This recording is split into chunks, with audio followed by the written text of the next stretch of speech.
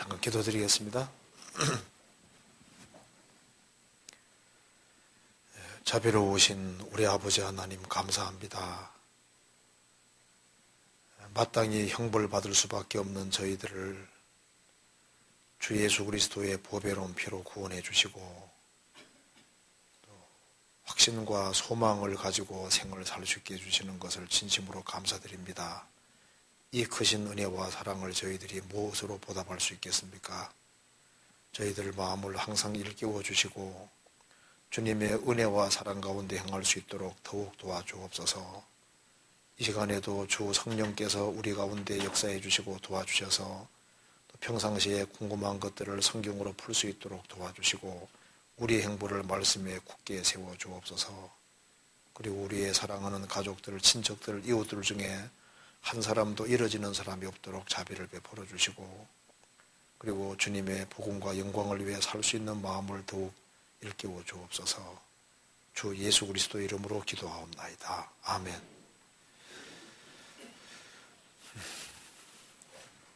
피곤하시죠? 이번에 수원에서 집회가 여러 군데 있었습니다. 그래서 월요일부터 금요일까지 하니까 좀 좋은 것 같아요. 마음 여유도 좀 있고 좋은 것 같습니다. 오늘 질문들이 좀 여러 가지가 나와 있는데요. 이게 이제 9월달 질문하고 막 10월달 질문 이렇게 있는데 그래도 이제 순서대로 해야 되니까 좀 답이 좀 늦게 나와도 좀 이해해 주시기 바랍니다. 자, 오늘 질문 중에 아주 답을 못한 것들 한번 같이 생각을 해봅시다. 제일 먼저 질문에 창세기에는 생명나무와 선악을 알게 하는 나무가 나옵니다. 선악과를 만드신 이유는 알고 있는데 왜 생명나무를 만드셨는지 궁금합니다. 안 만들면 어떻게 하려고? 어떻게 하겠어요? 선악과만 만들어 놓으면 안 되죠. 그죠? 자, 창세기에는 생명나무와 선악을 알게 하는 나무가 나옵니다. 선악과를 만드신 이유는 알고 있는데 성경을 좀 많이 배운 것 같아요. 선악을 알게 하는 나무의 실과를 왜 만들었는지 이거 이해하기가 쉽지 않은데 이걸 이해한다면은 구원받은 지 좀 오래됐고 좀 잘 아는 것 같습니다. 그런데 왜 생명나무를 만드셨는지 궁금합니다. 자, 하나님이 아담 하와를 만들어 놓으시고 선악과만 만들어 놓으면 안 되죠. 그렇잖아요. 선악과 만들 때 생명과를 반드시 만들어 놓으셔야 됩니다. 선악과 시험을 통과하면은 영원한 생명을 얻도록 하셔야만 되는 거예요. 그렇잖아요. 그래서 사람은 근데 선악과를 통과하지 않고 생명과를 막 빨아먹을 수는 없습니다. 그래서 선악을 알게 하는 나무의 실과를 먹지 말라고 하셨고 그 시험을 통과하는 아담에게 하나님이 생명과를 먹게 해주시는 겁니다. 그래서 생명과는 반드시 있어야 됩니다. 그런데 그 첫 시험에 아담이 실패했습니다. 그래서 첫사람 아담이 시험에 실패했기 때문에 예수님이 오셨고 그래서 예수님이 대신 구원을 완성하시고 그 생명을 우리에게 주시는 겁니다. 창세기 3장 한번 봅시다. 창세기 3장에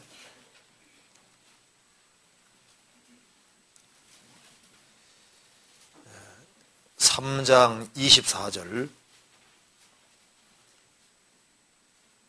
3장 24절에 이같이 하나님이 그 사람을 쫓아내시고 에덴 동산 동편에 그룹들과 두루 도는 화염금 불칼을 두어 생명나무의 길을 지키게 하시니라.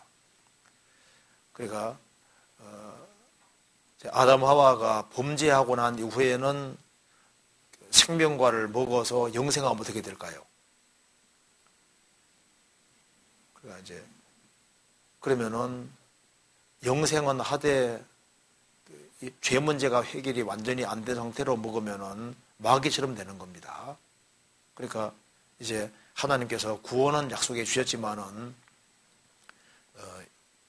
예수님이 십자가에 죽으실 때까지는 이제 여기 생명나무의 길에 생명나무로 나아가지 못하게 막으셨어요. 그래서 두루두는 화영검 불칼을 두었다고 되어 있죠.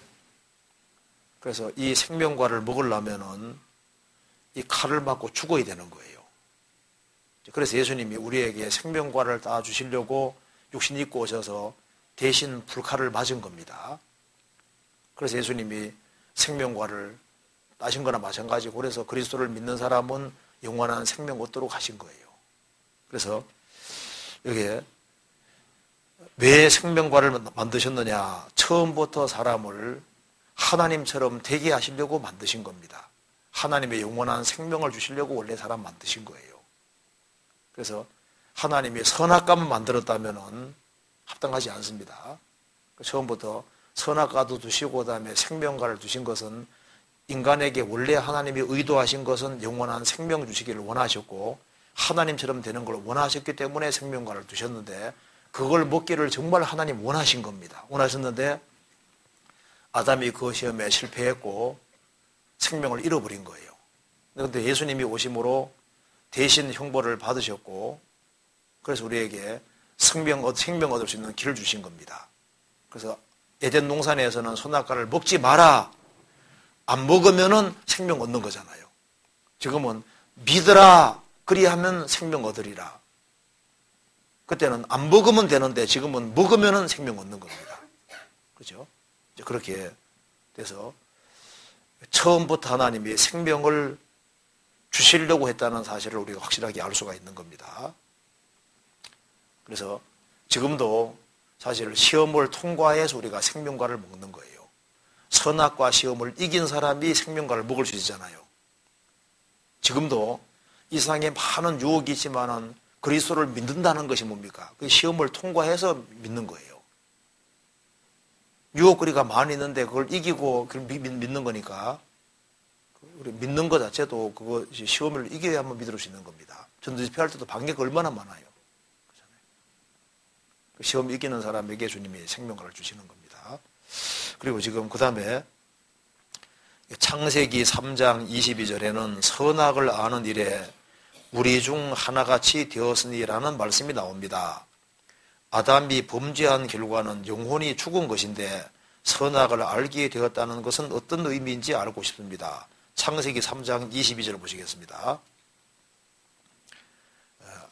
여호와 하나님이 가라사대 보라, 이 사람이 선악을 아는 일에 우리 중 하나같이 되었으니 그가 그 손을 들어 생명나무 실과도 따먹고 영생할까 하노라 하시고, 여기서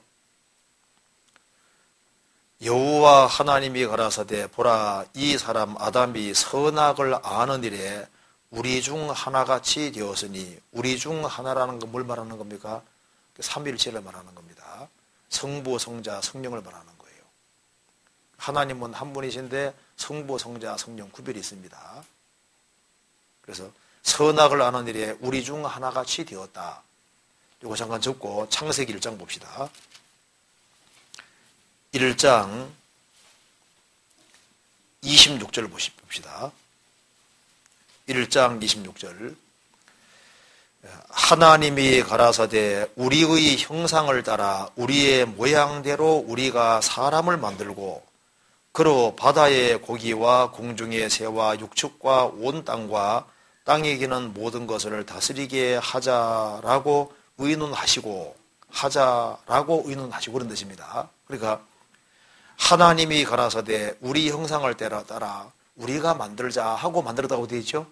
그러니까 하나님은 한 분이신데 성부, 성자, 성령 구별이 있는 겁니다. 그래서 성경은 창세기 1장부터 하나님인데 우리라고 되어 있는 거예요. 창세기 3장에도 이 사람이 선악을 아는 일에 우리 중에 하나같이 되었다. 그리고 처음부터 성부, 성자, 성령을 전제하고 하시는 얘기인 겁니다. 창세기 11장 봅시다. 11장에도 그렇게 되어 있죠. 11장 6절.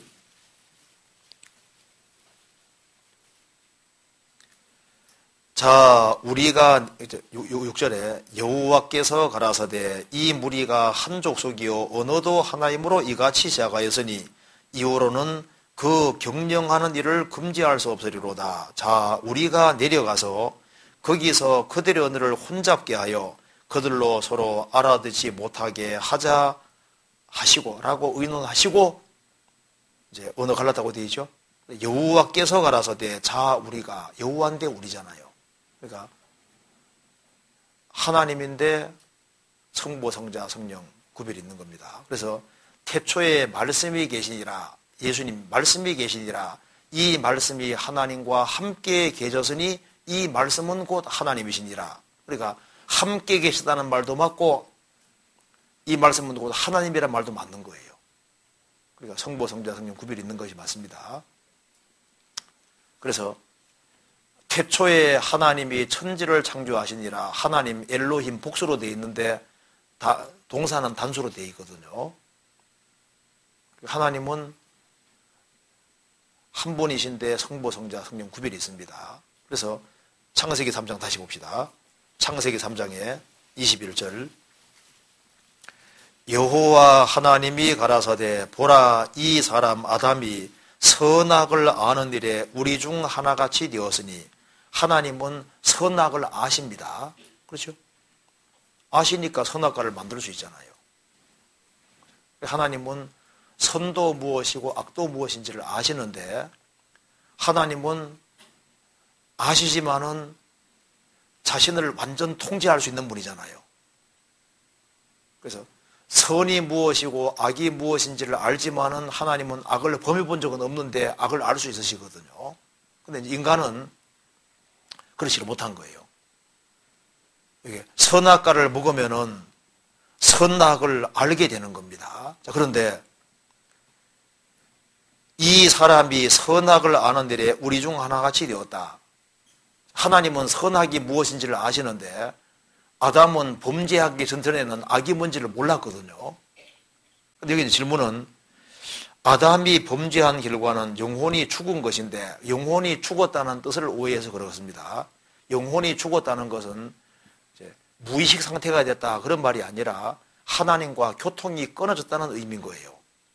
그러니까 영혼이 죽었다 그 말은 하나님과 분리됐다 그런 뜻이지 영혼 자체가 활동하지 않는다 그런 뜻이 아닙니다.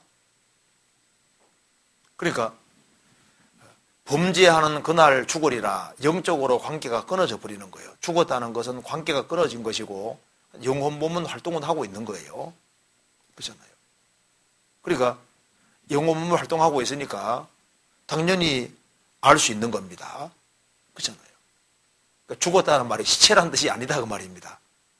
죽었다 하니까 시체 생각하는데 그거 아니에요. 그래서 이게 범죄한 결과는 영혼이 죽은 것인데 영혼이 죽었다는 의미는 무의식을 말하는 게 아니고 교통이 끊어진 걸 말하는 거니까 영혼은 활동하고 있는 거다 그 말입니다.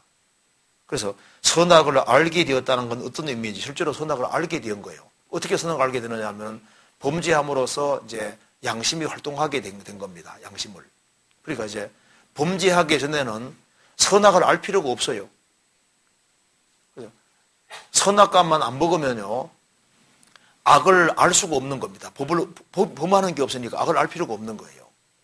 그런데 선악과를 먹음으로써 양심이 활동하게 된 것을 말하는 겁니다. 그런데 하나님은 선악을 알지만은 하나님 자신은 완전하신 분이기 때문에 자신을 완벽하게 항상 통제할 수 있는 분이니까 악을 범하지 않을 수 있는 겁니다. 그런데 인간은 선악을 알게 됐지만은 악을 통제할 수 없게 되지 않습니까? 범죄함으로 죄의 기질이 들어왔고 시간 지나가면서 이 죄의 기질이 발현되기 때문에 선악을 인간은 알게 됨으로써 이제 골치 아픈 문제가 생긴 거예요. 그래서 악을 아는 것과 악을 범하는 건 다른 문제인데 하나님은 선악을 아시지만 악을 범하시지는 않지 않습니까? 인간은 선이 뭔지 악이 뭔지를 아는 양심이 활동하게 됐는데 자신을 완전히 통제할 수 있는 힘이 없으니까 악으로 기우는 성향이 생기게 되고 그리고 이제 선악을 알게 됨으로써 이제 알지 말아야 될 걸 알게 돼버린 거예요.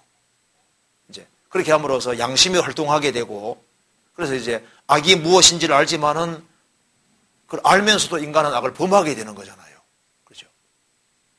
그래서 선악과를 안 먹는 것이 그게 사실 가장 아담에게는 현명한 길이었던 거예요. 그래서 이것은 영적으로 죽었다는 뜻이고, 하나님은 선악을 실제로 압니다. 근데 인간은 선악을 알지만은 그 악을 통제를 할 수가 없는 겁니다.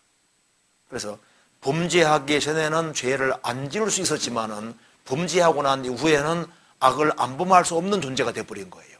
그렇잖아요. 자, 그런 뜻입니다.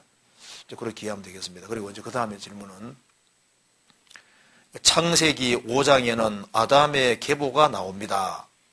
그 계보는 장자의 계보인지 믿음의 계보인지 알고 싶습니다. 아벨이 죽은 후에 하나님이 셋을 주셨는데, 셋을 주실 때 이미 가인이 장성했으므로 가인과 셋 사이에는 다른 형제들이 많이 있었을 것 같습니다.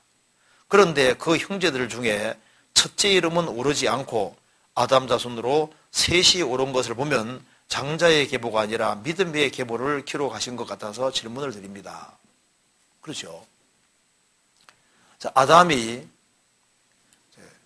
지음받은 순간부터 자식을 낳을 수 있는 사람입니다. 그리고 하나님께서 아담에게 자식을 낳으라고 하는 명령은 범죄하기 전에 주어졌습니다. 아담을 지으시고 하나님이 땅에 번성하고 충만하라고 말씀하셨지 않습니까? 그러니까 원래 아담 하와가 죄를 안 지었으면요, 에덴 동산에서 영원히 사는 거예요. 그렇잖아요. 그런데 이제 아담 하와는 지음받은 순간부터 자식을 낳을 수 있는 사람인데, 아담 하와가 130세에 셋을 낳았다고 되어 있잖아요. 그러면 가인과 아벨을 낳고 130년 동안에 총 3사람만 낳았겠느냐? 아닙니다. 왜냐하면 성경에 말씀하기를 가인이 하나님의 심판받고 쫓겨나서 그 여자하고 결혼하잖아요. 그게 아담 하와가 낳은 딸이거든요. 그러니까 아담 하와가 자녀들을 많이 낳은 것이 맞는데, 창세기 4장에는 대표로 2명이 등장하고 있는 것이고, 그리고 자녀들을 많이 낳았는데 왜 특별히 셋을 언급하고 있냐 하면은 믿음의 계보이기 때문에 그런 것이 맞습니다. 그래서 창세기 3장은 장자의 계보라기보다는 믿음의 계보인 것이 확실해요. 그래서 왜 이걸 창세기 5장에 계보를 굳이 기록하냐 하면은 이게 메시아 계보이기 때문에 기록하고 있는 겁니다. 그리스도에 대한 계보인 거예요. 그래서 창세기 5장에 보면은 5장 표 봅시다. 이름마다 뜻이 들어있는데요. 이름마다 뜻이 들어있는데, 창세기 5장 1절에 아담 자손의 계보가 이러하니라. 아담 뜻이 뭔지 아시죠? 아담은 사람이란 뜻입니다. 그 다음에 4절에 아담이 셋을 낳은 후, 그 셋은 원래 정해지다, 지정되어지다, 그런 뜻입니다. 이제 영어로 말하면 be appointed인데요. 이제 지정되어지다, 정해지다, 지정되어지다, 결정되어지다, 뭐 이제 그런 뜻으로 이렇게 보통 쓰이고 있습니다. 원래 원어 뜻이 그렇습니다. 그 다음에 이제 9절에 에노스가 나오는데, 에노스는 죽을 수밖에 없는, 연약한 죽을 수밖에 없는 그런 뜻입니다. 그 다음에 게나는 거주지, 처소, 그런 뜻입니다. 거주지, 처소. 그 다음에 이제 13절에 마할랄렐은 마할랄렐은 축복을 받으신 하나님, 그런 뜻입니다. 축복을 받으신 하나님. 그 다음에 이제 15절에 야렛은 내려가다, 그런 뜻이거든요. 내려가다. 그 다음에 19절에 에녹은 가르치다, 교육하다, 그런 뜻입니다. 교육이라는 뜻, 교육. 가르치고 교육한다, 그런 뜻이고. 그 다음에 이제 21절에 무두셀라는 그가 죽으면 무엇이 온다, 그런 뜻입니다. 그의 죽음이 무엇을 가져온다, 그런 뜻입니다.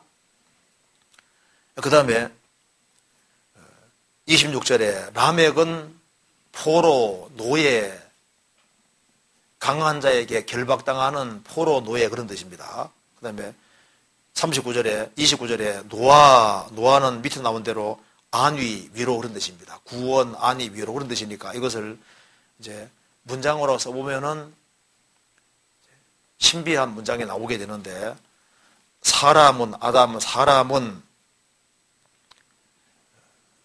에노스, 죽을 수밖에 없는 계난, 운명, 거주지, 처소, 죽을 수밖에 없는 운명으로 운명 지워졌다. 그런 상태로 놓여지게 되었다. 그러나 마할랄렐, 축복을 받으신 하나님이 야렛 내려가실 것이다. 내려가셔서 에녹 가르치고 교육할 것이다. 뭘 가르치고 교육하느냐? 무드셀라, 그의 죽음이 무엇을 가져온다는 것을 가르치고 교육할 것이다. 뭘 가르치고 교육하느냐 하면은 나맥, 포로, 노예, 강한 자에게 포로가 되어 있고 노예가 되어 있는 사람들에게 노아, 위로와 안위와 구원을 가져다 준다는 것을 가르치고 교육할 것이다. 이렇게 문장이 나오거든요. 그러니까 이제 이 이름 자체가 신앙적인 이름이고 그리스도와 관계되는 이름이 확실하잖아요. 그렇죠? 그러니까 이제 전능하신 하나님께서 이게 이름 속에도 이름을 지을 때도 그게 특별하게 이렇게 선비를 해놓은 것이 맞을 거다 그 말입니다. 그래서 제가 이제 이걸 보면서 이제 또 생각을 한 것이요. 무드셀라가 가장 오래 살았죠. 그죠?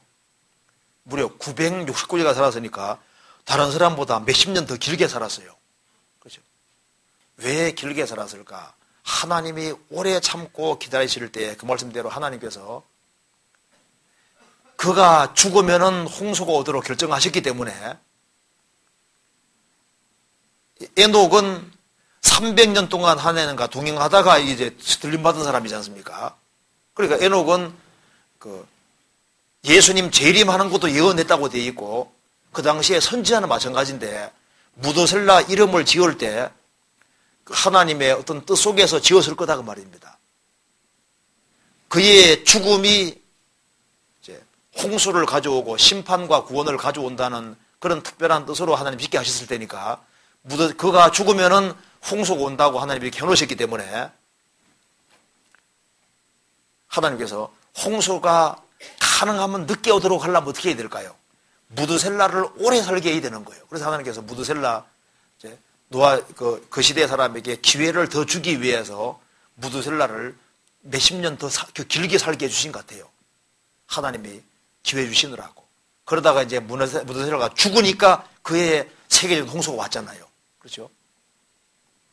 이것과 연관해서 마태복음 24장에 무화과나무의 비유를 배우라 말씀하시면서 이 세대가 지나가기 전에 이 일이 다 이루리라. 그러니까 마지막 징조를 다 본 시대 사람이 세대인데 그 세대 사람이 지구상에 다 사라지기 전에 주님의 지상재림까지 이루어진다. 그러면은 주님이 이 시대 사람들에게 조금 더 인자를 더 하시려면 어떻게 하면 될까요? 조금 더 길게 살게 하면 돼. 그렇죠?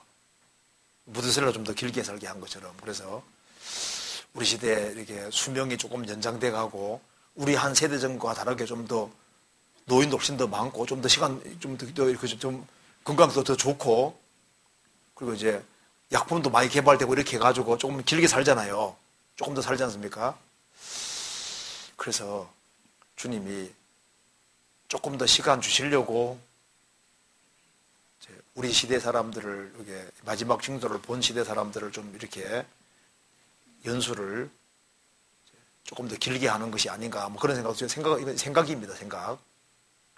정답이 아니고 생각인데 그런 생각도 해봤는데요. 어쨌든 간에 이 창세기 5장 계보는 믿음의 계보고 그리스도가 하나님께서 창세기 3장에서 여자의 후손 통해서 메시아 온다고 알려줬기 때문에 여자의 후손 통해서 어떻게 오는지 그리스도가 오는 계보를 알려줘야 되니까 창세기 5장은 그리스도가 오는 계보를 말하는 거예요. 하나님이 아담에게 약속하신 대로 그 약속대로 이렇게 해가지고 그리스도가 오신다는 것을 알려주기 위해서 그리스도의 계보를 말하는 겁니다. 믿음의 계보인 거예요. 신앙적인 게 뭔가 확실한 겁니다. 그렇게 이해하면 되겠습니다. 그 다음에 레위기 22장 9절, 민수기 4장 15절, 민수기 18장 3절에는 공통적으로 죽을까 하노라라고 되어 있습니다. 결국은 엄격한 것인데 단정적인 표현이 아니라 죽을까 하노라고 말씀하신 이유가 궁금합니다. 정령 죽으리란 말과 죽을까 하노라 좀 다르잖아요. 그죠? 할 때 성경 자세히 또 읽었습니다. 자, 레위기 22장 찾아봅시다. 22장 9절에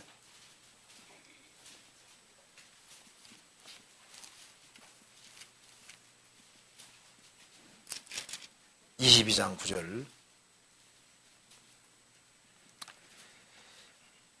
그들은 나의 명을 지킬 것이라. 그것을 욕되게 하면 그로 인하여 죄를 짓고 그 가운데서 죽을까 하노라. 나는 그들을 거룩하게 하는 여호와임이니라. 그러니까 이제 그 성물을 먹는 것이라든가 절로 죽은 것을 먹는다든가 이런 등등으로 인해서 죽을까 하노라. 이렇게 죽을까 하노라 이렇게 표현되어 있죠. 왜 이렇게 표현했느냐 하는 질문입니다. 민수기 4장도 봅시다. 4장 15절.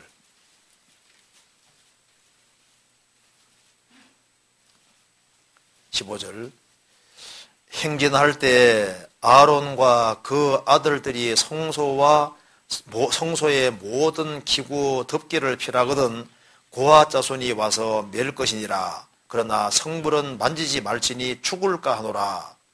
횡망 물건 중에서 이것들은 고아 자손이 맬 것이며. 민수기 18장도 봅시다.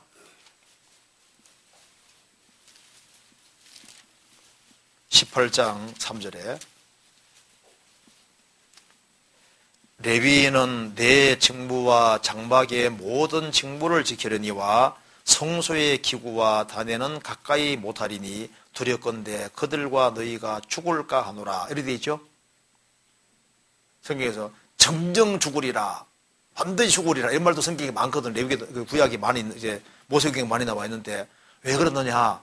실제로 안 죽을 수도 있기 때문에 하는 얘기인 거예요. 죽을까 하노라. 왜 죽을까 하노라 그랬냐면 안 죽을 수도 있기 때문에 그런 겁니다. 어떤 사체 같은 걸 만져도 안 죽을 수도 있었던 거예요. 지성물 같은 걸 만질 때 여기 이제 성물에 관계되거나 사체 같은 걸 만졌을 때 죽을 수도 있지만 안 죽을 수도 있었기 때문입니다. 상황에 따라서. 그러니까 이제 죽을까 하노라 이렇게 표현하신 이유는 실제로 안 죽는 케이스도 있었어요. 그런 경우도 있는 겁니다. 그런데 성경에서 반드시 죽일지니라 이런 것도 있거든요. 예를 들어 봅시다. 간음하다가 현장에 잡힌 사람은 반드시 죽이라고 되어 있잖아요. 그런데 의심의 소지 아시죠? 남편이 봤을 때 이 아내가 분명히 저 부정한 짓을 저지른 것 같은데 증거가 명확하지 않아요. 그래서 아무리 봐도 낌새가 이제 뒤에서 딴짓하고 있는 것이 맞는 것 같아 그 말입니다. 그래서 그럴 경우에 의심의 소재를 행하게 되잖아요. 그래서 이제 성막의 바닥에 있는 이제 흙을 집어넣어 가지고 이제 마시게 하는데 그 널다리가 떨어지게 되어 있습니다. 그런데 수치는 당하는데 죽지는 않잖아요. 생각해 봅시다. 간음하다가 현장에 잡힌 사람은 쳐 죽이고 아내가 몰래 부정하다가 아무리 또 증거는 없는데 부정한 짓 한 것 같아요. 그런 경우에는 죽이지는 않고 저주거리만 되게 하잖아요. 똑같이 간음죄를 지었는데 왜 차이 두냐 그 말입니다. 그 이유가 있어요. 먼저 성경 찾아봅시다. 신명기 22장 봅시다.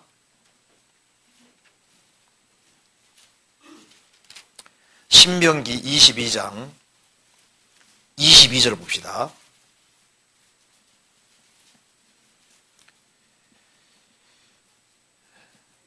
남자가 유부녀와 통간함을 보거든 그 통간한 남자와 그 여자를 둘 다 죽여 이스라엘 중에 악을 제할지니라. 이 간음하다가 현장에 잡히면요 그냥 두세정기만 있으면 쳐 죽여버리거든요. 자, 그런데 자 민수기 5장 찾아봅시다. 왜 이런 차이가 있을까요? 민수기 5장.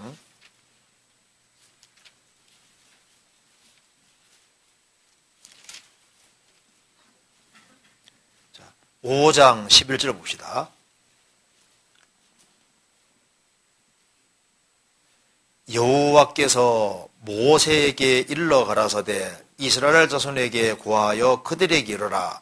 만일 어떤 사람의 아내가 실행하여 남편에게 범죄하여 타인과 정교를 하였으나 그 남편의 눈에 숨겨 드러나지 아니하였고 그 여자의 더러워진 일에 증인도 없고 그가 잡히지도 아니하였어도 그 더러워짐을 인하여 남편이 의심이 생겨서 그 아내를 의심하든지 또는 아내가 더럽히지 아니하여서도 그 남편이 의심이 생겨서 그 아내를 의심하거든 그 아내를 데리고 제사장에게로 가서 그를 위하여 보리 가루 에바 10분제를 예물로 드리되 그것에 기름도 붓지 말고 유향도 두지 말라. 이는 의심의 소재요 생각하게 하는 소재니 곧 죄악을 생각하게 하는 것이니라. 제사장은 그 여인으로 가까이 오게 하여 여호와 앞에 세우고 토기에 거룩한 물을 담고 성막 바닥에 티끌을 취하여 물에 넣고 여인을 여호와 앞에 세우고 머리를 풀게 하고 생각하게 하는 소재물 곧 의심의 소재물을 그 손에 두고 두 손에 두고 제사장은 저주가 되게 하는 쓴물을 자기 손에 들고 여인에게 맹세시켜 그에게 이르기를 내가 내 남편을 두고 실행하여 그 사람과 동침하여 더럽힌이 없으면 저주가 되게 하는 이 쓴물이 물의 해독을 면하리라. 그러나 내가 내 남편을 두고 실행하여 더럽혀서 내 남편 아닌 사람과 동침하였으면 제사장이 그 여인으로 저주의 맹세를 하게 하고 그 여인으로 여인에게 말할지니라.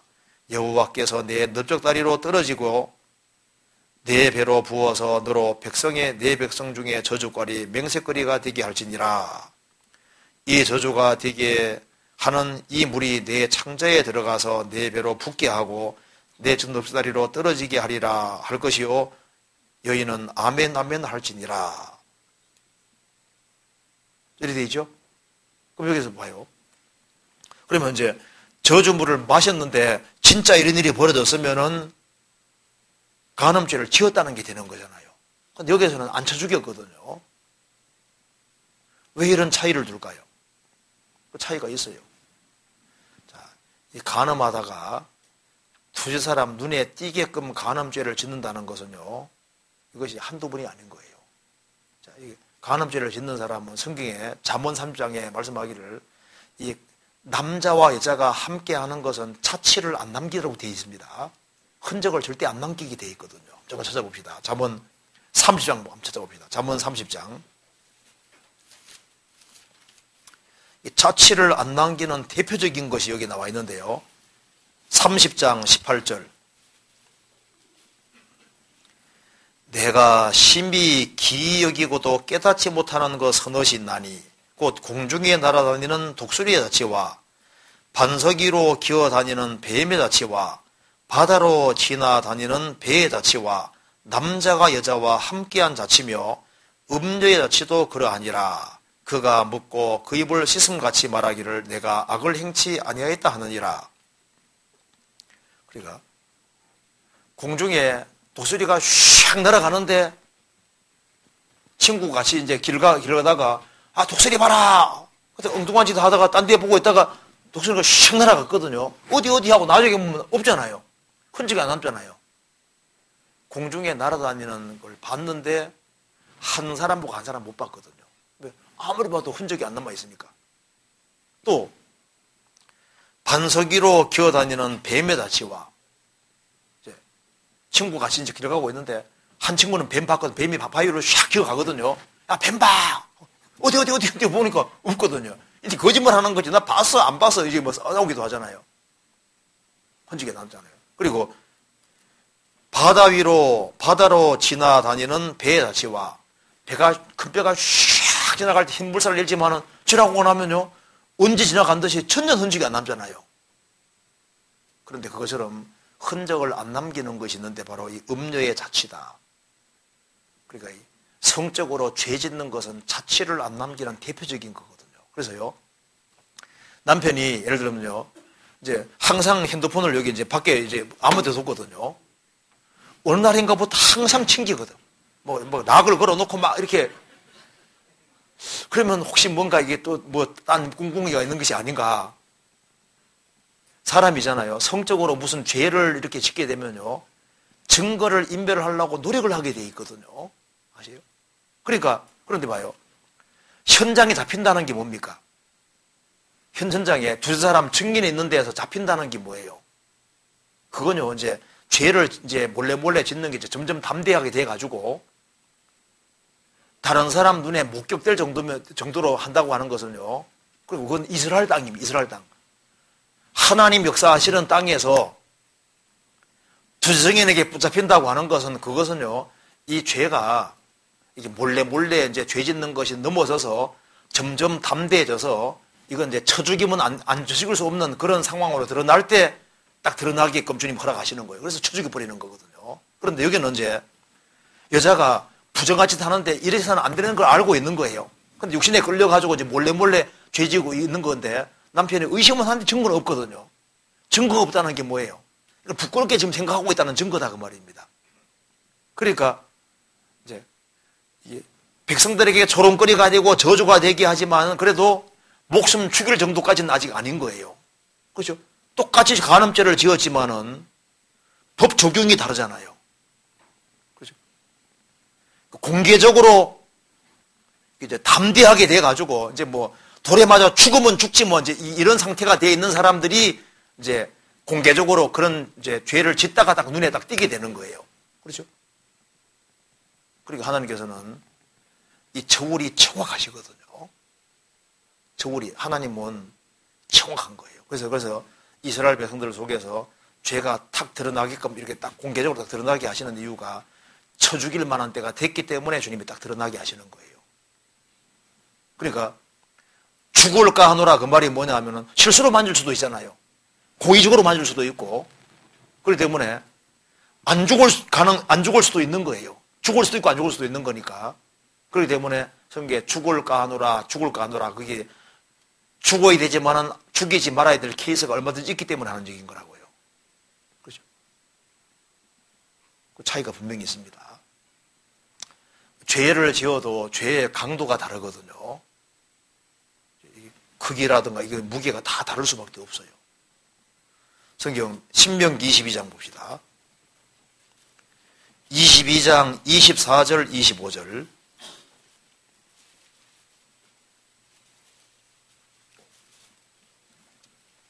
(24절) (25절) 내 이웃의 포도원에 들어갈 때 마음대로 그 포도를 배불리 먹어도 가하니라. 그러나 그릇 담지 말 것이요 내 이웃의 곡식밭에 들어갈 때 내가 손으로 그 이삭을 따도 가하니라. 그러나 내 이웃의 곡식밭에 낫을 대지 말지니라. 자, 이스라엘은 형제 국가입니다. 이제 어떤 사람이 이제 길 가다가 배가 너무너무 고파서 이웃 포도원에 들어가서 이웃집 포도를 실컷 다 먹었다 그 말입니다. 이스라엘 땅에서는 괜찮다고 했습니다. 하나님께서. 왜? 배가 고파 먹었습니까? 동기도 일단 선하고 자기 배만 채우려고 했고, 하나님 이스라엘 땅에서는 그렇게 해도 된다고 허락해 주셨어요. 그런데 이웃 곡식밭에 여기 포도원 들어갈 때 그릇에 담지 말 것이요 광주리 가져가서 몽땅 따가지고 오는 그건 안 된다 그 말입니다. 이것은 동기가 다르잖아요. 훔치는 겁니다. 그리고 길 가다가 곡식밭에 배고파서 곡식밭에 남의 곡식밭에 들어가서 이삭을 쫙 추려서 싹 비벼서 탁 먹었다. 그리고 길을 걸어갔다. 이스라엘 땅에서는 괜찮다고 했습니다. 그런데 이웃 곡식밭에 낫을 가지고 와서 낫 가지고 싹 비워가지고 가져가는 놈은 도둑놈이잖아요. 그러니까 동기가 다르다 그 말입니다. 달라요. 그래서 정령 죽으리라 죽을까 하노라 그건 다른 얘기인 겁니다. 하나님이 죄를 적용시키는데 경중을 따지는 분입니다. 경중이 분명히 있어요. 그래서 더 큰 죄가 있고 더 작은 죄가 분명히 있는 겁니다. 그렇잖아요. 성경 마태복음 또 한번 봅시다. 마태복음 11장 11장 20절 11장 20절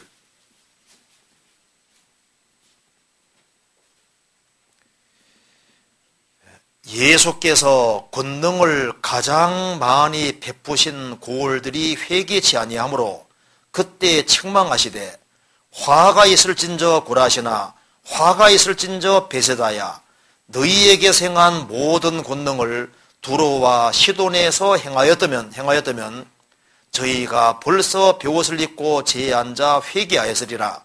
내가 너희에게로 노니 심판날에 두로와 시돈이 너희보다 견디기 쉬우리라. 가버나움아 내가 하늘에까지 높아지겠느냐 음부에까지 낮아지리라. 내게 행한 모든 권능을 소돔에서 행하였다면 그 성이 오늘날까지 있었으리라. 내가 너희에게로 노니 심판날에 소돔 땅이 너보다 견디기 쉬우리라.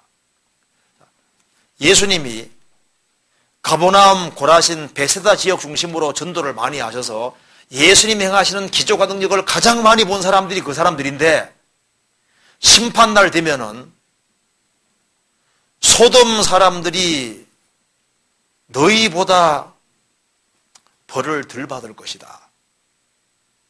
소돔 고모라는 막 음날에 그걸 달려서 하나님이 하늘에서 불과 유황 내려 심판 내렸는데 그 소돔 고모라 사람들보다 가버나움, 고라신, 베세다 사람들 너희들이 훨씬 더 큰 벌 받을 것이다. 그러니까 더 큰 벌이 있고 더 작은 벌이 있는 거예요. 그렇죠? 그 벌 자체가 다릅니다. 요한복음 15장 보시겠습니다.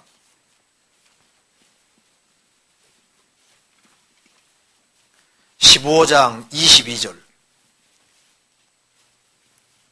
22절 같이 읽어보겠습니다.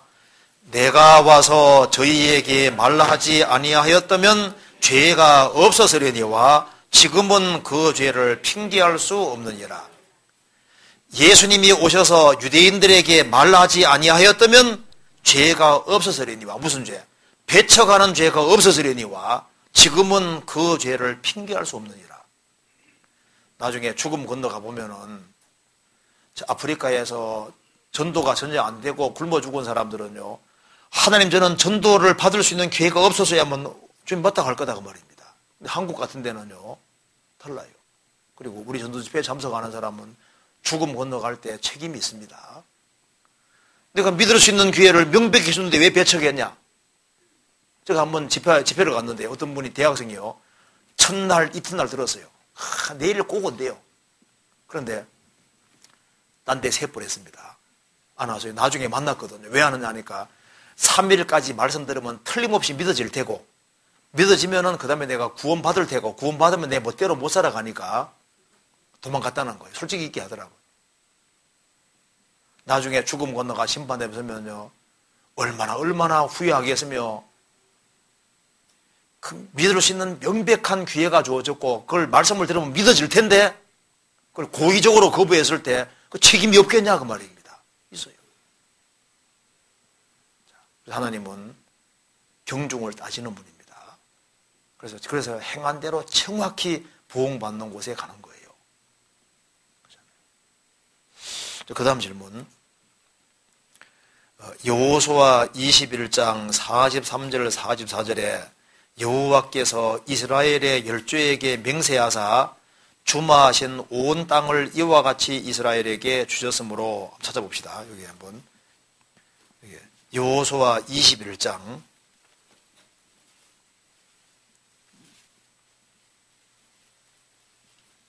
43절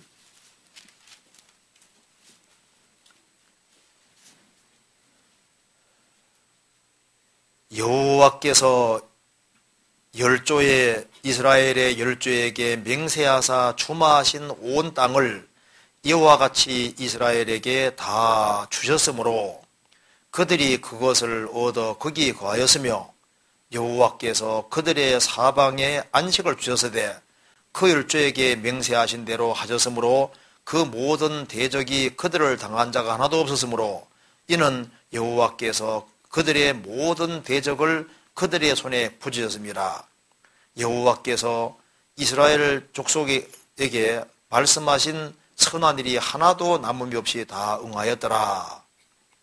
이 말씀을 보면 하나님께서 여호수아 시대에 이미 가나안 땅을 다 주셨다고 했는데 사사기에 보면 여전히 정복 전쟁이 계속되고 있습니다. 어떻게 이해하면 좋을까요? 맞는 얘기죠. 보시면요. 43절에 이제 요 앞에 이스라엘 지파들에게 땅을 다 분배해주고 난 이후에 하신 얘기입니다.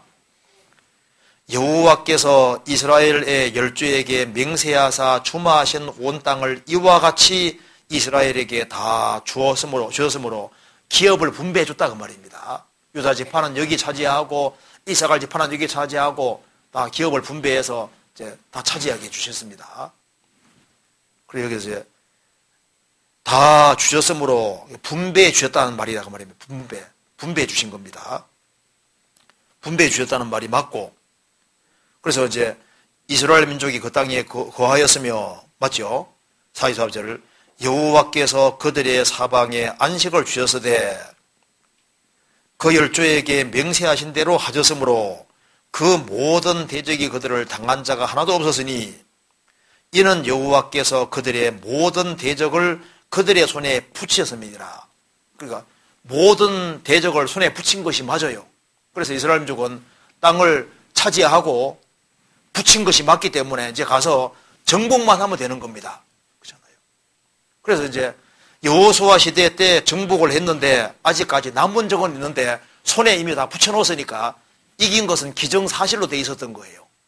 그런데 이제 여호수아가 죽고 이제 세월이 지나가면서 이제 대적을 다 붙여놨는데 이스라엘 백성들이 타협하는 길을 택하고, 그래서 정복해서 하나님 말씀에 순종해서 정복하면은 대적은 다 이스라엘 손 안에 들어오게 되고 굴복하게 돼 있는데 이스라엘이 타협하는 길을 택했기 때문에 사사시대가 아주 복잡하게 돼버린 거예요.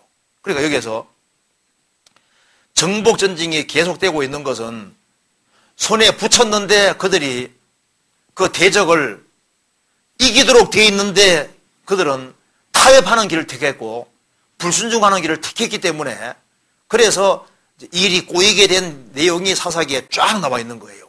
그렇잖아요.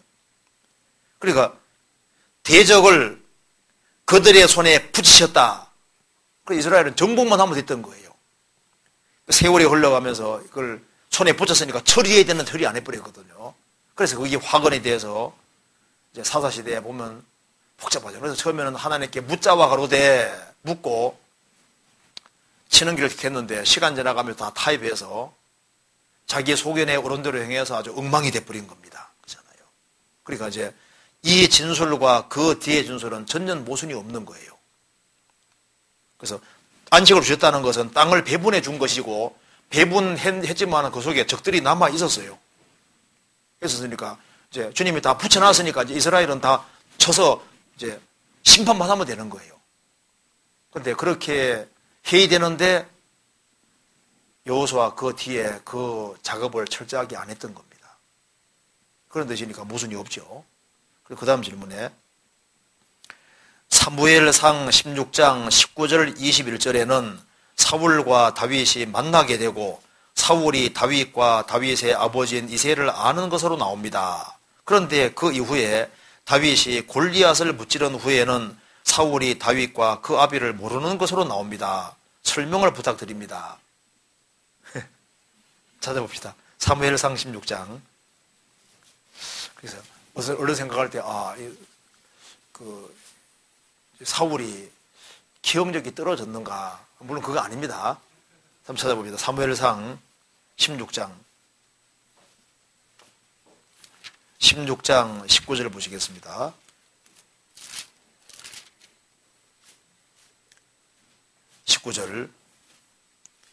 사울이 이에 사자를 이새에게 보내어 이르되 양치는 내 아들 다윗을 내게로 보내라 하매 이새가 떡과 한 가죽 부대의 포도주와 염소 새끼를 나귀에 실리고 그 아들 다윗의 손으로 사울에게 보내니 다윗이 사울에게 이르러 그 앞에 모셔섬에 사울이 그를 크게 사랑하여 자기 병기든 자를 삼고, 이새에게 사람을 보내어 이르되 청컨대 다윗으로 내 앞에 모셔 서게 하라.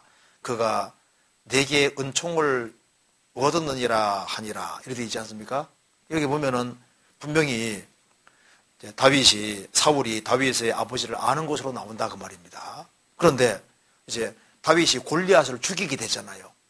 죽이고 난 이후에 사무엘상 17장 보시겠습니다. 55절.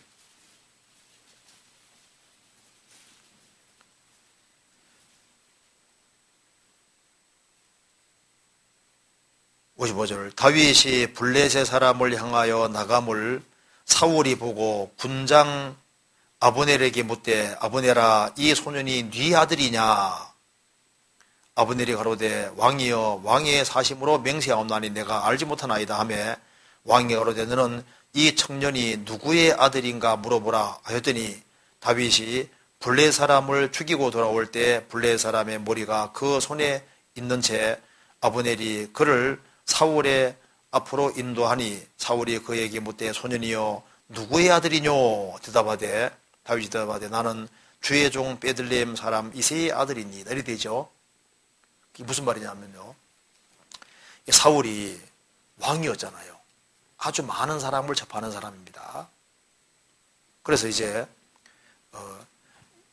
아주 수금을 잘 타는 사람이 있다고 하니까, 그러니까 그 집에 가서 이제 다윗을 데려오게 하려고 했지 않습니까? 그래서 이새에게 가서 이렇게 하라고 얘기했습니다. 그런데 이새라는 사람의 이름도 알고 했지만은 그 사람이 뭐 하는 사람인지 구체적으로 관심이 없었던 거예요. 그런데 이제 다윗이 골리앗을 죽이고 나니까 이제 그 아버지가 누군지 구체적으로 알고 싶었던 겁니다. 그래서 이쪽에는 이제 사울은 자기 문제만 해결하기를 원했기 때문에 이제 그런 아들이 있어. 그러면 이제 그 아버지 이새에게 얘기해가지고 내게 데려오게 해가지고 이제 다윗을 총애했잖아요. 근데 별로 아버지에 대해서는 관심이 없었던 겁니다. 근데 이제 사울이 골리앗을 죽이고 나니까 이 사람이 누구 아들인지 아버지가 구체적으로 궁금하게 된 거예요. 그래서 그 아버지에 대해서 꼬치꼬치 개묻고 그 아버지가 누군지를 진짜 알고 싶어 했던 겁니다. 그래서 질문한 거예요. 그래서 우리가 보면요, 어떤 사람이 있는데 그 아버지에 대해서 이제 간접적으로는 알고 있었습니다. 그런데 이 아들이 큰일을 하게 되면요, 이 사람이 도대체 네 집 아들인가 궁금하잖아요. 그러니까 그 아버지가 구체적으로 어떤 사람인지 뭐 하는지 알고 싶어 한다고요. 그러니까 이 앞 얘기하고 뒷 얘기하고 맞는 얘기인 거예요. 여기서는 물은 것이 네 아들이뇨? 누구의 아들이뇨? 그 아버지가 도대체 누구냐? 구체적으로. 그 아버지를 구체적으로 더 자세하게 알고 싶어서 하는 질문인 겁니다. 그렇죠? 그리고 이게 두둑이가 맞는 얘기인 거예요. 그래서 다윗을 알고 있었는데 그 아버지에 대해서는 별로 관심이 없었던 거예요. 이제는 구체적으로 이제 큰일을 했기 때문에 이 아버지가 도대체 누구 아버지인지가 진짜 궁금해진 겁니다. 그래서 이제 이런 질문이 나오게 되는 겁니다. 이 말 이해되시죠? 그 다음 질문. 왕중생에 대해서 알고 싶어서 질문을 올립니다. 왕중생의 교리와 성경적으로 틀린 점에 대해서 상세히 알고 싶습니다. 또 그 사람들을 만날 때 주의할 점이나 대처법 등에 대해서 알고 싶습니다. 왕중생은 우리나라에 위트니스리 교리를 가지고 들어온 사람입니다. 원래 왕씨가 아닌데요. 이름을 나중에 바꿔서요, 왕중생이라고. 그러니까 이제 곤 무슨 사람인데 그 사람이 이제 한국에 위트니스리 교리를 가지고 들어왔고 그 사람이 이제 이름을 개명해서 왕중생이라고 바꾼 겁니다. 한국 사람이거든요. 근데 이제 위트니스리 교리를 지금 말하고 있는 겁니다. 그래서 위트니스리 교리와 성경적으로 틀린 점에 대해서 상세히 알고 싶습니다. 근데 이거 얘기하려면요, 시간 다 갈 뿐 아니라 몇 시간 해야 되거든요. 근데 이제 이 교리 핵심을 제가 간단하게 말씀드릴게요. 이거 한번 잠깐 볼까요? 여기 이제 위트니스리 들어보셨어요? 그러니까 이제 워치만 리는 들어봤죠. 워치만디에게 이제 배웠다고 하는데, 워치만디도 교리적으로 좀 틀린 것이 좀 있는데요. 위트니스리는 훨씬 더 틀린 것이 많거든요. 그래서 위트니스리 교리는 아예 접하지 않는 것이 현명해요. 그리고 이제 워치만디도 아주 훌륭한 크리스찬이긴 한데 교리적으로 좀 문제되는 게 좀 몇 개 있습니다. 중요한 게 좀 틀린 것이 좀 있거든요. 근데 이제 위트니스리 교리를 간단하게 말씀드리면 원래 이 기초가 처음 기초를 잘못 세운 거예요. 그러니까 이렇게 되는 겁니다. 성경에서는 천국이란 말과 하나님의 나라가 항상 동일하게 쓰이고 있습니다. 천국과 하나님 나라가 다르게 쓰이는 예가 없어요. 그래서 나중에 천국이란 말과 하나님 나라를 딱 대조해 보면 항상 똑같이만 쓰이고 있습니다.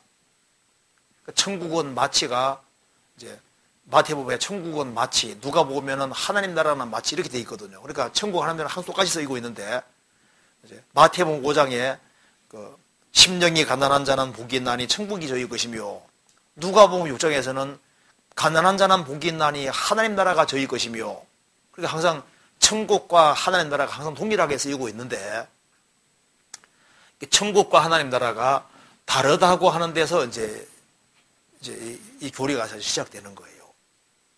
성경 한번 찾아봅시다. 마태복음 19장 한번 보세요.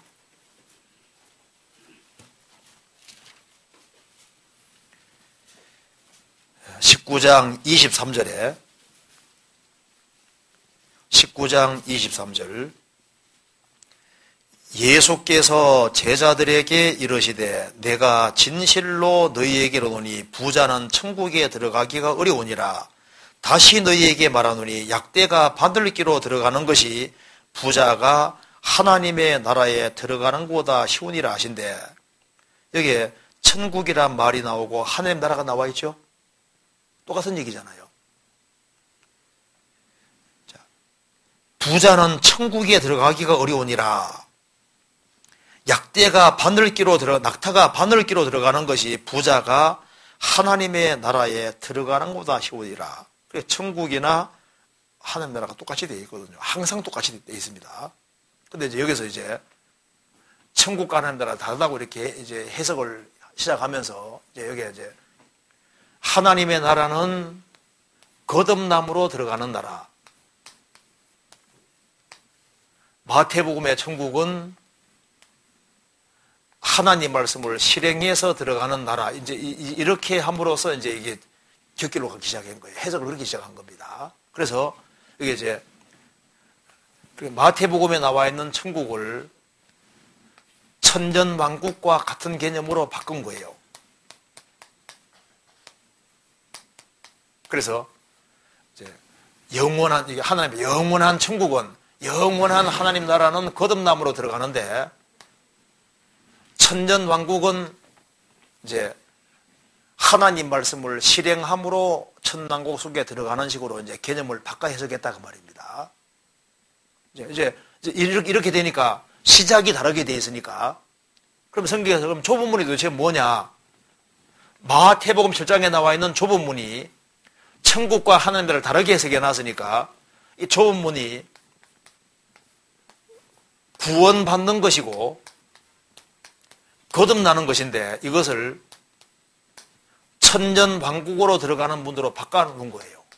그래서 좁은 문은 통과하는 것은 천년왕국으로 들어가는 거로 해석을 한다 그 말입니다. 그래서 마태복음 5장부터 7장까지를 실행하는 사람이 좁은 문 통과하는 사람이고 그 사람이 천년왕국 속에서 영광 누리고 그렇지 못한 사람은 천년왕국 동안에 배제되어서 불 속에서 고통을 받고 천년 동안 지옥불에서 고통을 받는 이제 그런 식으로 이제 이렇게 해석을 하기 시작하는 거니까 기초를 다르게 해놓으면 뒤가 다 달라지게 되는 문제가 생기는 거예요. 자, 먼저 마태복음 7장 보시겠습니다.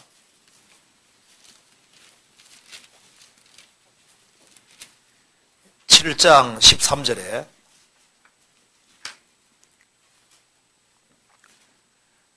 좁은 문으로 들어가라. 멸망으로 인도하는 문은 크고 그 길이 넓어 그리로 들어가는 자가 많고 생명으로 인도하는 문은 좁고 길이 없차가여 찾는 이가 적음이니라. 여기 위트니스리는 좁은 문이 천전왕국으로 들어가는 문이라고 가르치거든요. 성경에서는 좁은 문이 뭔지에 대해서 답이 정확히 나와 있습니다. 성경 누가복음 13장 보시겠습니다. 누가복음 13장에 13장 22절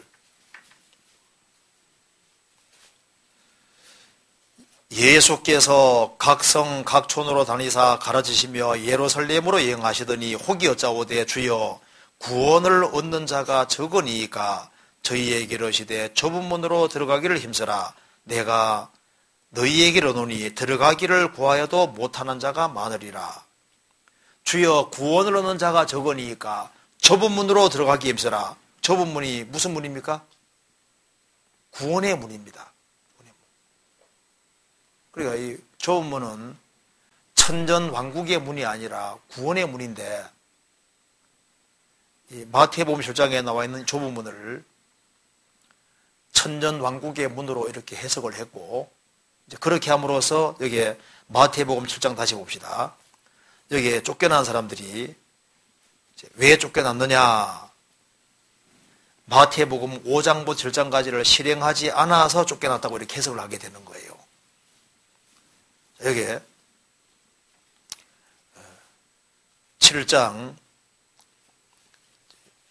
22절 그날에 많은 사람들이 나더리로되 주여 주여 우리가 주의 이름으로 선전으로 다며 주의 이름으로 귀신을 쫓아내며 주의 이름으로 많은 권능을 행치 아니하나이까 하리니 그때 내가 저희에게 밝히 말하되 내가 너희를 도무지 알지 못하니 불법을 행하는 자들아 내게서 떠나가라 하리라. 이 사람들이 구원을 받은 사람입니까? 안 받은 사람입니까? 솔직하게 구원 받았어요? 안 받았어요? 근데 위트니스는 받았다 그러거든요.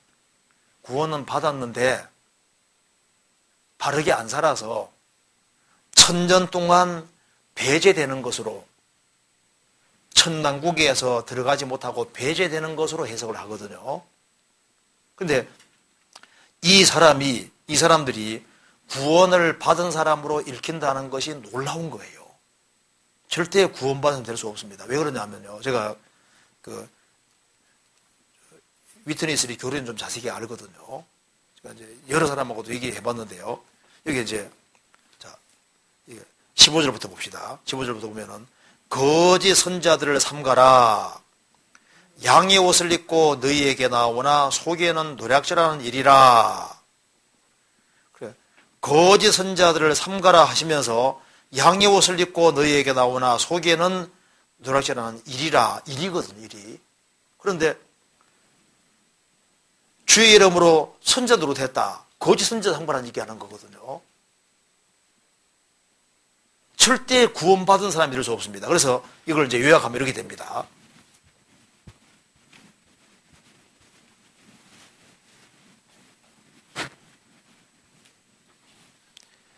자, 제가 한번 길지만 한번 읽어볼게요. 15절부터 한번 읽어보겠습니다. 거짓 선자들을 삼가라. 양의 옷을 입고 너희에게 나오나 속에는 노략질하는 일이라. 그의 열매로 그들을 알지니 가시나무에서 포도를 또는 은건키에서 무화과를 따겠느냐. 이와 같이 좋은 나무마다 아름다운 열매를 맺고 못된 나무가 나쁜 열매를 맺나니 좋은 나무가 나쁜 열매를 맺을 수 없고 못된 나무가 아름다운 열매를 맺을 수 없느니라. 아름다운 열매를 맺지 아니하는 나무마다 지켜 불에 던져오느니라. 이러므로 그의 열매로 그들을 알리라. 나더러 주여 주여 하는 자마다 천국에 다 들어갈 것이 아니요 다만 하늘에 계신 내 아버지의 뜻대로 행하는 자라에 들어가리라. 그날에 많은 사람이 나더리로되 주여 주여 우리가 주의 이름으로 선전으로 하며 주의 이름으로 귀신을 쫓아내며 주의 이름으로 많은 권능을 행치 아니하나이까 하리니 그때 내가 저희에게 밝히 말하되 내가 너희를 도무지 알지 못하니 불법을 행하는 자들아 내게서 떠나가라 하리라. 그러므로 누구든지 나의 이 말을 듣고 행하는 자는 그 집을 반석 위에 지은 지혜로운 사람과 같으리니 비가 내리고 창소가 나고 바람이 불어 그 집에 부딪히되 무너지지 아니하나니 이는 주초를 반석 위에 놓은 정고요 나의 이 말을 듣고 행치 아니하는 자는 그 집을 모래 위에 지은 어리석은 사람 같으리니 비가 내리고 창소가 나고 바람이 불어 그 집에 부딪히매 그 무너짐이 심하니라. 위트니스는 여기에 천국에 들어갈 것이 아니요 천국을 천당구로 생각하는 거예요. 자 봅시다. 이걸 요약해 봅시다. 요약하면 이렇게 됩니다. 자, 제가 그림을 못 그리는데 이해하죠. 이제 일이라 일. 속에도 일이고 겉도 가죽도 일이에요. 겉과 속이 전부 다 일인 존재도 있고, 그 다음에 이제 속에는 일인데요. 속에는 일인데 양가죽을 또 뒤집어 쓰고 있는 것도 있죠. 그렇죠? 그리고 이제 진짜 속도 양이고 겉도 양인 것도 있잖아요. 그렇죠? 또 나쁜 나무면서 나쁜 열매만 맺는 것이 있는가 하면은 나쁜 나무임에도 불구하고 좋은 열매를 막 갖다 붙이는 경우도 있잖아요. 그렇죠? 그런데 진짜 좋은 나무가 돼서 좋은 열매 맺는 것도 있을 거 아니에요. 그렇죠? 그리고 이게 모래 위에 아예 집을 안 짓는 사람도 있고, 모래인데도 불구하고 집을 열심히 짓는 사람도 있고, 모래는 집이 안 되기 때문에 반석을 갖추고 반석 위에 집 짓는 사람도 있다 그 말입니다. 그죠? 여기 이제 마태복음 7장이 말하는 바는 여기 거짓 선자들을 삼가라. 양의 옷을 입고 나오나 속에는 일이다.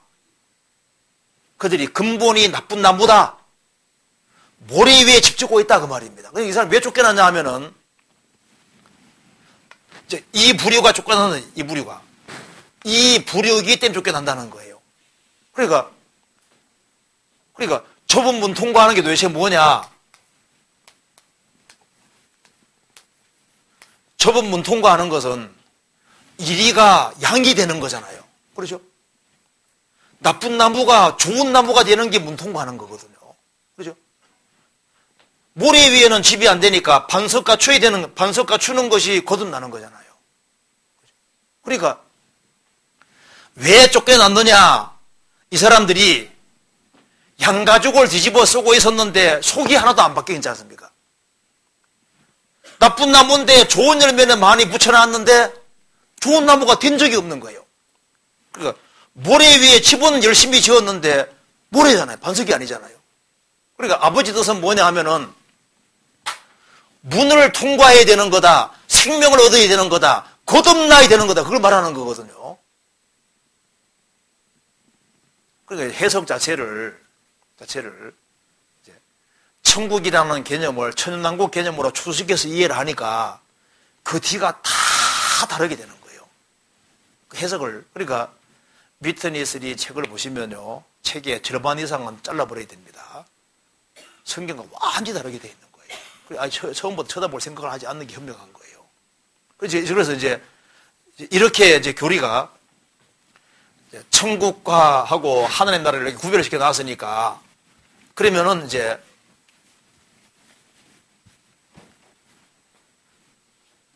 천년왕국을 천년왕국으로 만들어 놨으니까, 그러면 천년왕국에 누가 들어갈 거냐? 그러니까 이제 이기는 자가 들어간다. 이제 이렇게 이제 이기는 자가 들어간다고 이렇게 해놓으니까, 그러니까 크리스찬을 두 부류로 나누게 되는 겁니다. 영원한 천국에는 사람이 동일하게 들어가는데 천년 왕국에는 못 들어가는 사람이 생기니까 누가 들어가느냐? 그러니까 이기는 자가 들어간다. 그럼 성경에서 이기는 자가 누구냐? 이기는 자는 위트니스가 말한 대로 혼의 구원을 이루는 자다. 이렇게 이제 혼의 구원을 따로 만들어 놨습니다. 이건 몰라도 잘 되는데, 질문이 나왔으니까 하는 얘기인데요. 성경에서 이기는 자는 곧 거듭난 자라고 되어 있는 거예요. 크리스찬을 두 부류로 나누는 게 합당하지 않습니다. 크리스찬 중에 이기는 자, 못 이기는 자 이렇게 구분하는 것 자체가 성경하고 정반대인 거예요. 왜냐하면 성경에서는 거듭난 모든 사람은 다 이기는 자라고 되어 있거든요. 찾아볼까요? 성경 한번 찾아봅시다. 여기에 요한일서 5장 보시겠습니다.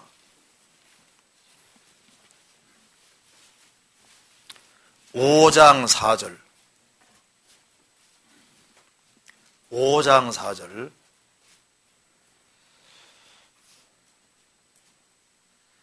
대저 하나님께로서 난 자마다 세상을 이기느니라.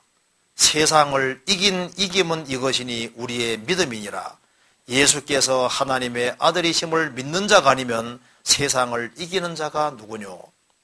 대저 하나님께로서 난 자마다, 거듭난 자마다 세상 어떻게 한다고요? 이기느니라. 이긴다는 말은 영어로 overcome, 극복한다, 극복한다. 생명이 있는 건 참 신비합니다. 그 딱딱한 땅도 뚫고 올라오잖아요. 비집고 올라오잖아요. 생명이 있는 존재는, 거듭난 사람은 생명이 있기 때문에 여러 가지 환란도 있고 핍박도 있고 어려움도 있지만은 생명이 있으니까 비집고 나오고 이기는 힘이 있다 그 말입니다. 그러니까 성경에서 거듭난 자는 이퀄 이기는 자거든요. 하나님께로 난 자마다, 거듭난 자마다 세상을 이기느니라. 세상을 이긴 이김은 이것이니 우리의 믿음이니라. 예수께서 하나님의 아들이심을 믿는 자가 아니면 세상을 이기는 자가 누구뇨? 그러니까 거듭난, 이긴다는 건 보편 개념이고 거듭난 사람 이퀄 이기는 자거든요. 그렇잖아요. 성경 또 한 번 더 찾아봅시다. 로마서 8장.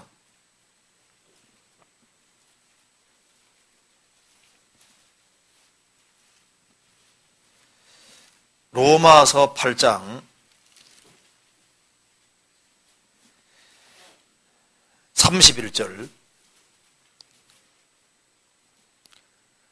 그런즉 이 일에 대하여 우리가 무슨 말 하리요? 만일 하나님이 우리를 위하시면 누가 우리를 대적하리요? 자기 아들을 아끼지 아니하시고 우리 모든 사람을 위하여 내어주시니가 어찌 그 아들과 함께 모든 것을 우리에게 은사로 주지 아니하시겠느냐? 누가 능히 하나님의 택하신 자들을 송사하리요? 의롭다 하신 이는 하나님이시니 누가 정죄하리요? 죽으실 뿐 아니라 다시 살아나신 이는 그리스도 예수시니 그는 하나님 우편에 계신 자요 우리를 위하여 간구하시는 자시니라. 누가 우리를 그리스도의 사랑에서 끊으리요? 환난이나 공고나 핍박이나 기근이나 적신이나 위험이나 가리랴. 37절 같이 읽어보겠습니다. 그러나 이 모든 일에도 우리를 사랑하시는 이로 말미암아 우리가 넉넉히 이기느니라. 우리가 누굽니까? 구원을 받고 의롭다함을 얻고 주님이 기도해 주시는 그 사람. 누가 우리를 그리스도의 사랑에서 끊으리요? 우리가 넉넉히 이기느니라. 거듭난 사람이 이기는 자인 거예요. 그래서 제가 이제 그 이기는 자라는 개념을 이렇게 이제 그 책에 읽어보니까 이제 워치만의 책에 이런 게 나오거든요. 이 사람이 이제 담배를 못 끊고 있었거든요. 그래서 이제 자기 물 안 끊어지기 때문에 자기는 못한다는 걸 이제 이렇게 못한다는 걸 알고 주님께 막 기대가지고 드디어 담배를 끊었습니다. 그래서 이 형제 이긴 형제입니다. 담배 끊는 게 이기는 거예요? 아니. 나쁜 구습 하나 탁 끊는다고 이기는 그게 아닙니다. 이긴다는 말 자체가 그런 말이 아니에요. 성경에서 이긴다는 것은 환난과 역경과 어려움이 있지만은요, 이게 계속적으로 극복해 나가고 생명이 있으니까 이겨나간다 그 말이니까 요한계시록 2장 3장에는 믿으란 말이 없어요. 구원받은 사람은 이기는 생명을 가지고 있는 사람이니까 당연히 이겨야 되기 때문에 이기는 자는 그렇게 나오는 거예요. 너 거듭났으면 그렇게 하라는 얘기거든요. 그래서 못 이기면 그런 걸 말하려는 게 아니에요. 그래서 이제 이렇게 해놓으니까 혼의 구원을 따로 만들어 놓고 그래서 혼의 구원을 이루는 사람이 천당국 속에 들어가는 식으로 이렇게 만들어 놓은 거예요. 성경에 혼의 구원이 없습니다. 영의 구원이 있고 이제 몸의 구원이 있고 혼 자체의 구원이 있는 것처럼 아마 그 틀린 얘기인 거예요. 그래서 그 위트니 스리가 쓴 번역하는 것 중에 회복력이라는 게 있어요. 회복력. 성경 번역본 중에 회복력이 있거든요. 회복력에 보면은 성경에서 그 혼의 구원이란 말을 그 우리나라 성경에는 영혼의 구원이라고 되어 있는데 그걸 혼의 구원으로 바꿔놨습니다. 혼 자체의 구원을 따로 만들어 놨는데 그건 한번 찾아봅시다. 여기에 베드로 전서 찾아봅시다. 1장 찾아봅시다.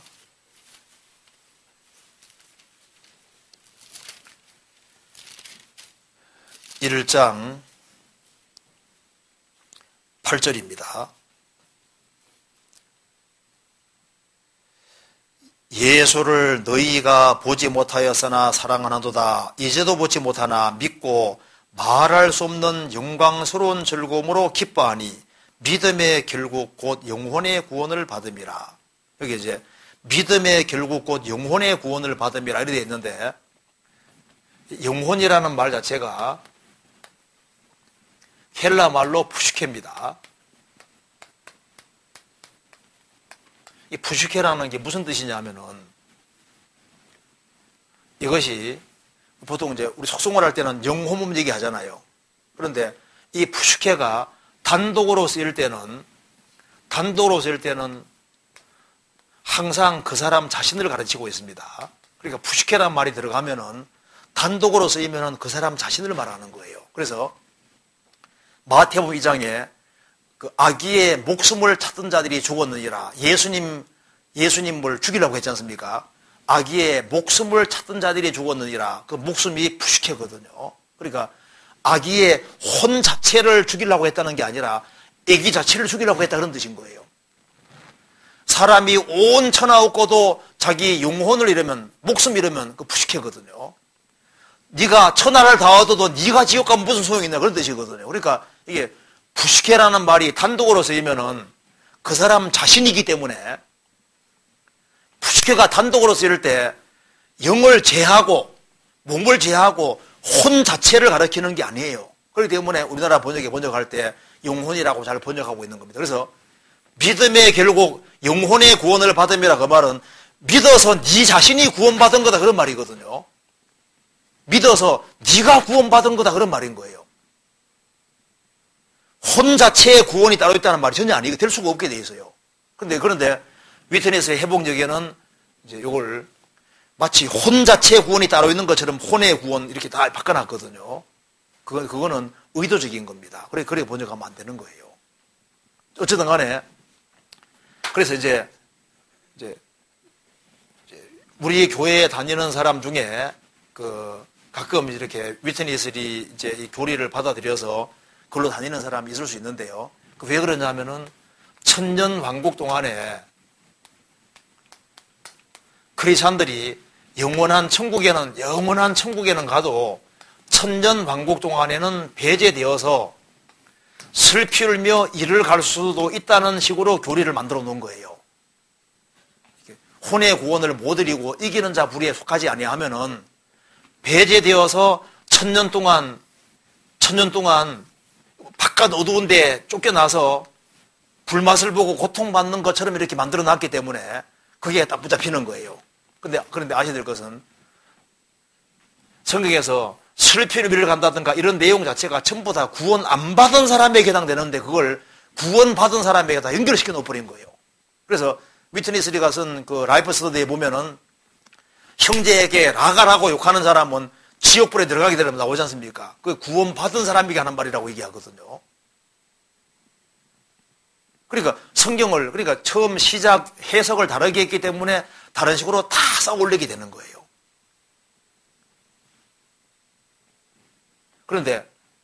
그리고 영광은 천년 동안이냐? 천년 동안이 아닙니다. 성경에서는 영광은 영원하다고 되어 있고 천년왕국은 원래 교회를 위해 있는 게 아니에요. 주님 피가 우리를 영원한 천국에는 보내주는데 천년왕국 동안에는 배제시키냐 말도 안 되는 소리를 하고 있는 그건 쓸데없는 얘기죠.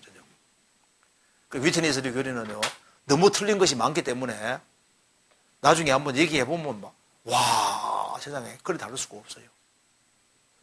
그래서 이거 얘기하려면 제가 시간 많이 걸린다 그랬죠. 유태니스리 자체는요, 이제 더 이상 언급할 필요 없이 일단 천국하고 하나님 나라를 구별시켜 가지고 교리가 만들어지게 된 겁니다. 그래서 새로운 체계가 만들어져 있는 거예요. 성경과는 완전히 다르게 되어 있습니다. 그리고 이제 구원받는 것 자체를 이제 주의 이름을 부르는 자는 구원받는다는 개념으로 만들어놨기 때문에 이게 사람이 주의 이름을 부른다는 뜻이 또 그것도 거듭나는 것 자체도 개념이 상당히 다르게 되어 있거든요. 그러니까 시작부터 다 다르게 되어 있어요. 그래서 이거 성경적으로 진짜 문제가 심각하다고 말할 수 있습니다. 그렇게 요즘 말로 있으면 되고 그다음 넘어갑시다. 일단은 나중에 혹시 진짜 궁금한 사람 있으면 따로 오잖아요. 개인적으로 해서 얘기하면 되겠습니다. 일단 요 정도만 일단 얘기하면 되겠죠? 넘어가도 되겠죠? 그다음 넘어가 봅시다. 다른 교회에서는 주기도문을 예배할 때 외웁니다. 또 사도신경도 중요하게 생각하고 외우고 있습니다.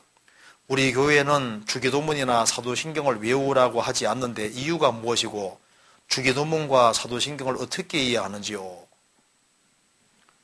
먼저 주기도문 잠깐 봅시다. 마태복음 5장, 마태복음 6장 봅시다. 6장 9절에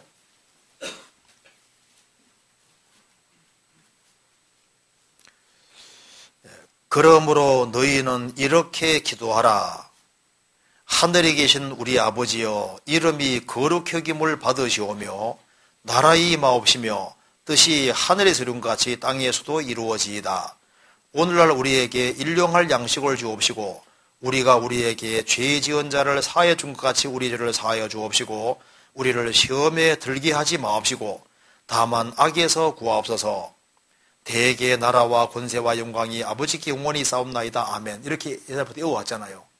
근데 아까 물어봅니다. 그럼 대개가 무슨 뜻이야? 하면 잘 모릅니다. 대개 나라와 권세와 영광이 아버지께 영원히 싸움나이다. 그럼 대개가 무슨 뜻이야? 물으면요. 몰라요.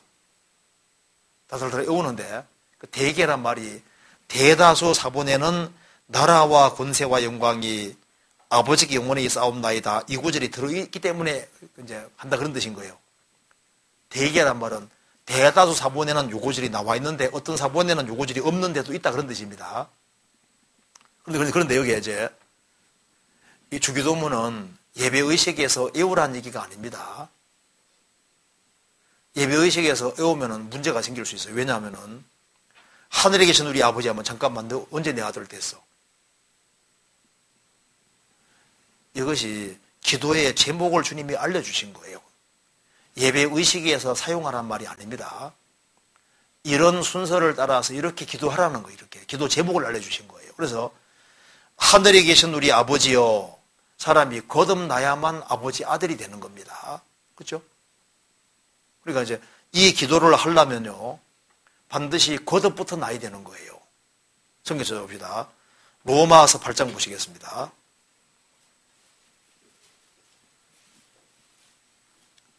8장 15절.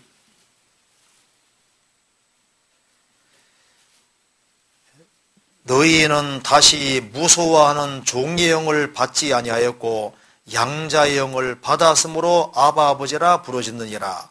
성령이 친히 우리 영으로 더불어 우리가 하나님의 자녀인 것을 증거하시나니.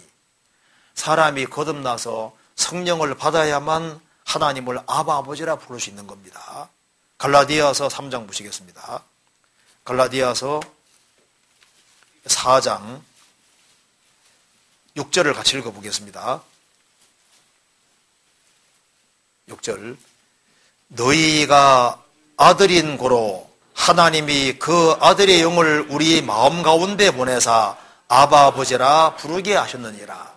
그러니까 하늘에 계신 우리 아버지여, 이것은 거듭난 사람만 할 수 있는 기도인 겁니다. 요한복음 8장 보면 유대인들이 하나님은 우리 아버지라 하니까 너희 아버지는 마귀라고 주님 말씀하셨잖아요.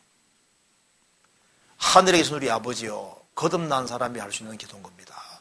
자, 마태복음 6장 다시 봅시다. 그래서 그러므로 너희는 이렇게 기도하라. 하늘에 계신 우리 아버지여, 이름이 거룩히 여김을 받으시오며. 이것이 딸딸 애우라는 얘기가 아니고 사람이 거듭나면 제일 먼저 하나님 아버지 감사합니다. 그 기도가 나오게 되는 거예요.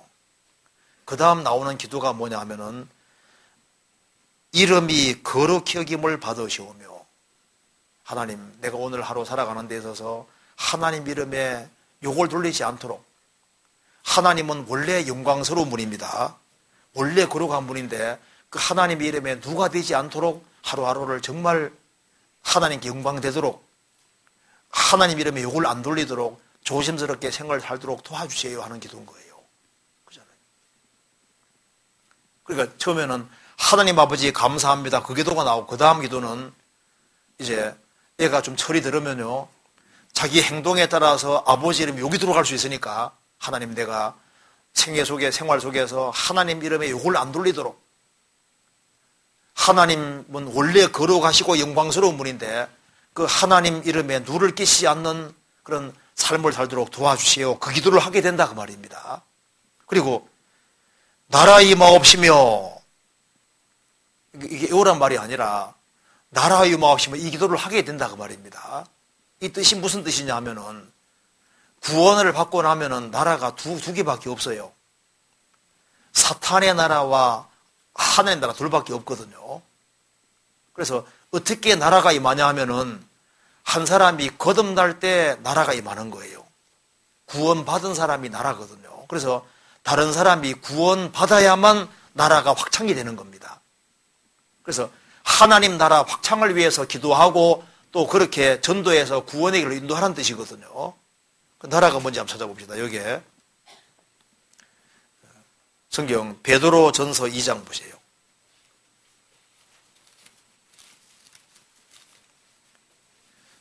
2장 9절.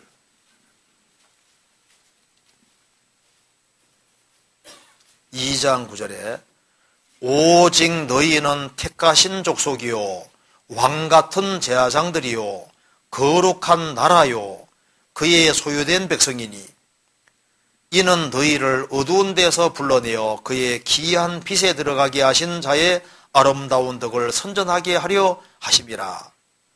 거듭난 너희는 거룩한 나라요. 거듭난 사람들이 나라거든요. 주님이 통치하시잖아요. 성경 요한계시록 1장 봅시다. 1장 5절 1장 6절 봅시다. 6절에 그 하나님 아버지 하나님을 위하여 우리를 나라와 제사장으로 삼으신 그에게 영광과 능력이 세토록 있기를 원하노라. 아멘. 거듭난 사람을 나라라고. 그래서 나라의 임하옵시며 이 말은 무슨 말입니까? 이제 거듭나고 나면은요 하나님 아버지 감사합니다. 그 다음 기도가 하나님 내가 하나님 이름에 욕 돌리지 않도록 매사에 정말 조심스럽게 생활을 살도록 도와주세요. 그 다음에 하나님 우리 집에 누구누구 아직 구원 안 받았으니까 그 가족 식구들을 구원받도록 도와주세요. 그래서 한 사람 한 사람을 주님 품으로 인도할 때 주님이 그 사람을 통치하게 되니까 나라가 임하게 되는 겁니다. 그래서 다른 사람 영혼을 건지기 위해서 기도하라는 뜻이고 또 실제로 건져가라는 얘기인 거예요.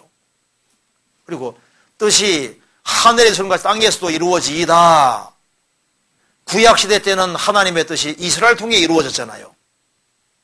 신약시대 때는 하나님의 뜻이 교회 통해서 이루어지기 때문에 이제 구원받고 난 이후에 교회가 뭔구나 하는 걸 알고 주님 몸된 교회에 연결되어 지체로서 자기 역할을 할 때 하나님 나라가 임하는데 동참하게 되는 거예요. 그래서 주님 역사가 이루어지는 그 교회 안에 연결되어서 주 역사에 동참하는 그래서 기도가 확장이 돼 가는 겁니다.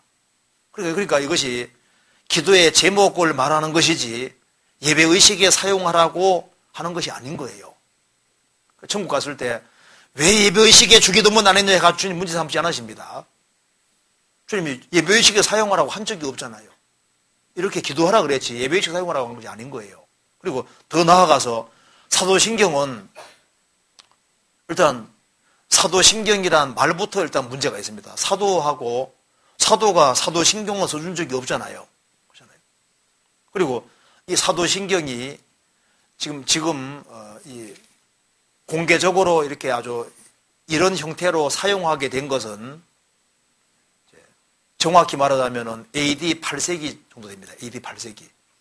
그래서 그 프랑크 왕국의 사르마뉴 대제 때 그때 범국가적인 차원으로 처음으로 이제 이 사도신경을 하게 되는 거예요. AD 8세기입니다. 그러니까 지금 사도신경식으로 이렇게 형성이 된 것이 AD 8세기경에 되는 거니까 그전에는 사도신경이 이런 형태로 되어 있지 않았습니다. 그러면 예수님 모시고 거의 한 700년 가까이까지 뭐 사도신경이라는 걸 전혀 안 하고 살았는데, 그러면 그 전에 사도신경 있기 전에 크리스천들은 뭐예요? 그리고 우리 교회가 사도신경 안 하는데요. 사도신경 안 하는 교회가 꽤 많습니다. 우리만 안 하는 게 아니에요. 그리고 사도신경을 안 하는 데는 이유가 있습니다. 사도신경 내용 중에 맞는 건 우리가 그대로 믿고 있어요. 거듭나면 다 믿어지거든요. 믿어지는데 안 맞는 부분이 좀 있어요. 사도신경 한번 살펴봅시다. 여기에 찬송가에 붙어있죠. 보면은 전능하사 천지를 만드신 하나님 아버지를 내가 믿사오며, 원래 전능하사 천지를 만드시나면 안 되고 창조하시니라 해야 더 맞습니다. 만드신 것과 창조한 것은 완전히 다릅니다. 창조는 무의 수요를 만드는 게 창조고, 만든 것은 이미 있는 것 형태 바꾸면 하는 거기 때문에 전능하사 천지를 창조하신 하나님 아버지 내가 믿습니다. 이렇게 해야지 더 맞는 거예요. 그리고 그 외아들 우리 주 예수 그리스도를 믿사오니, 믿죠? 이는 예수님은 성령으로 잉태하사 동정녀 마리아에게 나시고, 그런데 원래 원사도신경에는 그 동정녀가 이 virgin, 이것이 대문자로 되어 있습니다. 그냥 처녀지, 이게 대문자 쓰는 것은요, 신성 높이를 때만 이렇게 보통 이렇게 쓰는 거예요. 그러니까 이 마리아 할 때는 버진 할 때 이 대문자 쓰면 원래 안 되는 겁니다. 원사도신경에 대문자로 되어 있고, 영어 성경 밑에도 보면 대문자로 써놨는데, 버진 이렇게 할 대문자 쓰면 안 되는 거예요. 원래 소문자로 써야 되는 겁니다. 성경에서 마리아가 예수님을 낳는데 사용된 것은 맞지만은 특별시 하는 건 합당하지 않거든요. 그리고 본디오 빌라도에게 고난을 받으사, 본디오 빌라도는 예수님을 안 죽이려고 했잖아요. 손주셨습니다. 그러니까 본디오 빌라도는 이제 죽음 건너가서 얼마나 화가 나겠습니까? 매 주일마다 전 세계적으로 사도신경 오면서 본디오 빌라도 고난 받아서 하는데, 본디오 빌라도가 야 내가 죽이려고 했냐, 나는 안 죽이려고 손까지 썼고 어쩔 수 없이 나는 이게 죽는데 넘겨줬는데 왜 내가 주동자인 것처럼 자꾸 내 얘기에 덜먹이냐 할 거 아니에요. 그리고 십자가 못 박혀 죽으시고 장사한 지 사흘 만에 죽은 자가 다시 살아나시며 이렇게 되어 있는데, 원사도신경에는 이렇게 안 되어 있습니다. 원사도신경에는 어떻게 되어 있냐면은 영어에도 밑에 나와 있죠. Was crucified, dead and buried. He descended into hell. The third day he rose again from the dead. 이렇게 되잖아요. 그러니까 crucified 못 박히시고, dead 죽으시고, buried 장사되시고, 그리고 예수님은 지옥에 내려가셨다가 제3일에 죽은 자들로부터 다시 살아나셨다. 이렇게 되어 있는데, He descended into hell, 지옥에 내려가셨다는 구절이 있는데 개신교 사도신경에는 없잖아요. 사도신경이 사도들이 써준 거면요, 절대 여기에다 빼놓으면 안 되는 거예요. 예수님은 지옥에 가신 것이 아니기 때문에 위에는 지옥 같은 말이 없잖아요. 그러니까 만일 사도신경을 사도들이 했고 이것이 정말 해야 될 것이라면 다 고백해야지 왜 일부 빼놓냐 그 말입니다. 그렇잖아요. 그 다음에 전능하신 하나님 우편에 앉아 계시다가 저리로서 우편에서부터 산자와 죽은 자를 심판하러 오시리라. 성령을 믿사오며 거룩한 공회와, 우리는 무슨 거룩한 공회를 믿어요. 그래서 원사도신경에는 홀리 캐톨릭 처치라고 되어 있습니다. 가톨릭 교회라고 되어 있거든요. 가톨릭 교회를 믿사오며, 근데 이제 가톨릭을 유니버셜이라고 바꿔가지고, 가톨릭이 원래 보편적 그런 뜻이니까 유니버셜 처치라고 그러는데 원래 가톨릭에서 만들어낸 거고 원래 홀리 캐톨릭 처치예요. 그러니까 이제 이걸 할 때 거룩한 공회와 이게 애매하게 해놔가지고 이게 공교회인지 공예인지 헷갈리게 딱 만들어 놨습니다.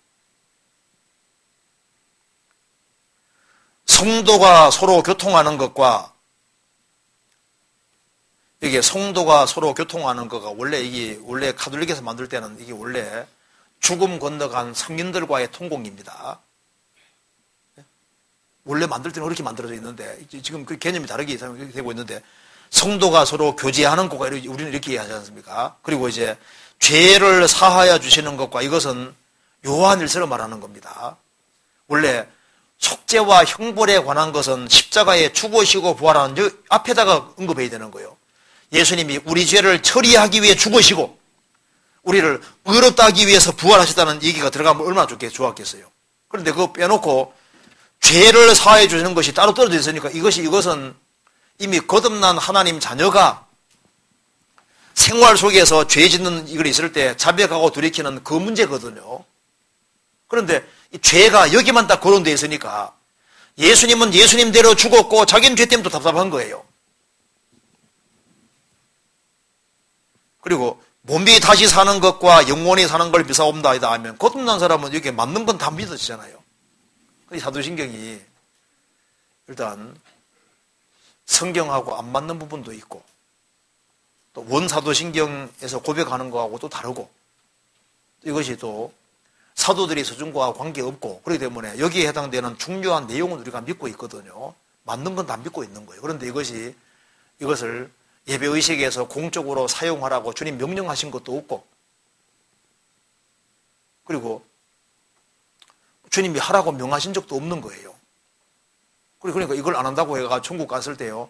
야, 너 왜 사도신경 안 해? 주님 물으시겠냐고 말입니다. 아니, 물을 리가 없어요. 원래 이 사도신경이 처음 형성된 것은요.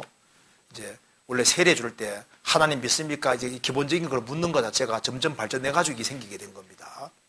원래 세례 줄 때 이제 몇 가지 질문하는 것이 점점 정교화돼 가지고 이제 이렇게 된 거예요. 그러니까 이것은 사도들과는 관계가 없는 겁니다. 그리고 이제 그걸 고백을 하든 안 하든 간에 일단 그 내용이 믿어지는 게 중요한 거예요. 그렇잖아요. 그래서 사도신경을 안 하는 교회도 꽤 됩니다. 이번 이 정도 얘기해도 되겠죠? 예. 그리고 이제 그 다음에 이제 시간이 많지 않으니까 마지막 질문 하나만 생각해 봅시다. 그 번역본에 대한 질문인데요. 이제 이런 주장이들이 있잖아요. 킹 제임스 성경은 영감된 성경이고 전혀 오류가 없고 다른 번역본들은 사탄이 변개한 성경이다. 그래서 이제 우리가 사용하는 이제 개역 성경은 사탄이 변개한 성경인 것처럼 얘기를 하는 것이 있는데요. 이거는 진짜 문제가 심각합니다. 킹 제임스 버전이 좋은 번역이라는 건 맞지만은 전혀 오류가 없고 하나님의 영감을 받았고 그렇게 말하면 그건 합당치 않은 거예요. 왜냐하면은 킹 제임스 성경도 오류 잡아내려면 많이 있습니다. 번역상에 미흡한 거 찾아내려면 많이 있어요. 제가 한번 간단하게 말씀드리겠습니다. 원래 킹 제임스 버전은 에라스무스라는 사람이 편집한 텍스투스 리셉투스라는 것이 있습니다. 그러니까 텍스투스 리셉투스라는 그곳에 근거해가지고 킹 제임스 버전을 번역한 겁니다. 그러니까 원래 킹 제임스 성경을 번역할 때 사용한 텍스트가 텍스투스 리셉투스예요. 근데 이것이 이제 에라스무스가 편집한 겁니다. 들어보셨죠? 르네상스 하면 을에 나오는 사람이 에라스무스 우신제처 나오잖아요. 그 사람이 헬라어를 아주 잘하는 사람이었습니다. 그래서 그 사람이 이제 이 텍스투스 리셉투스 이것을 텍스투스 리셉투스 바람하게 쳐버렸어요. 그러니까 한글로 해서 볼게요. 그러니까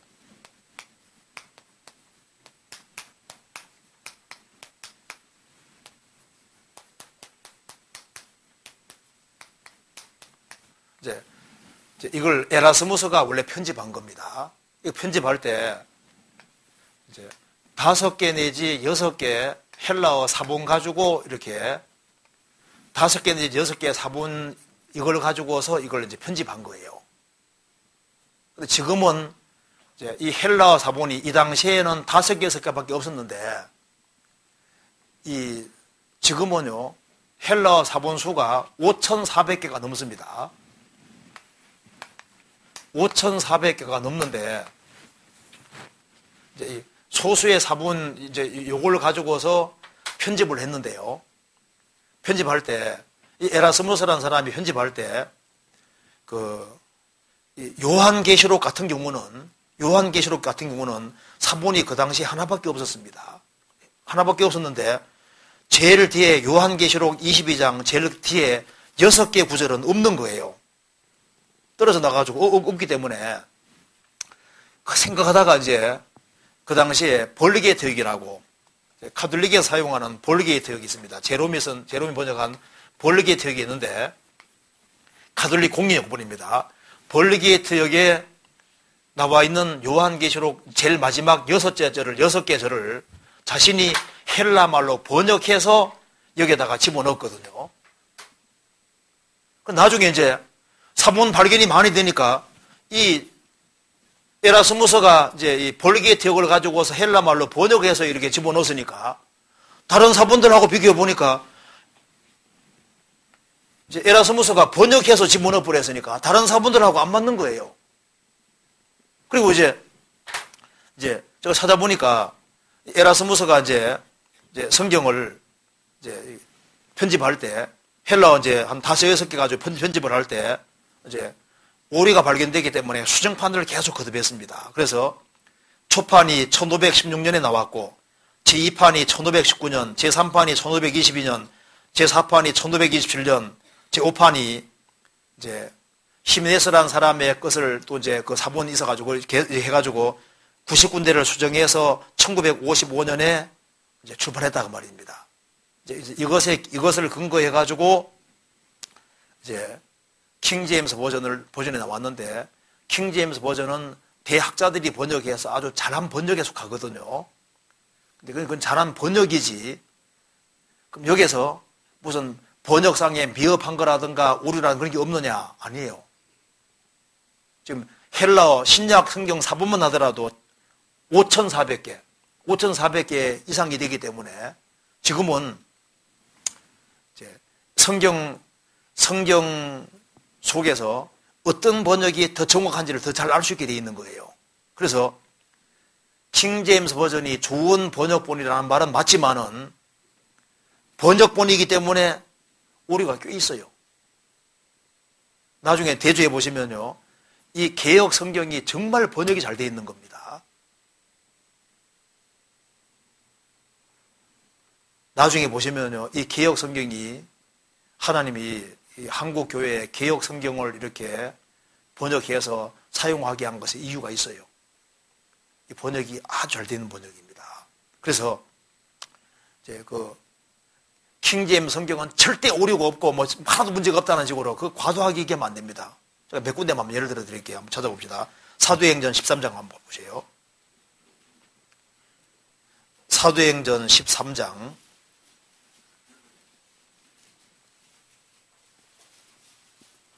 19절을 제가 읽어보겠습니다.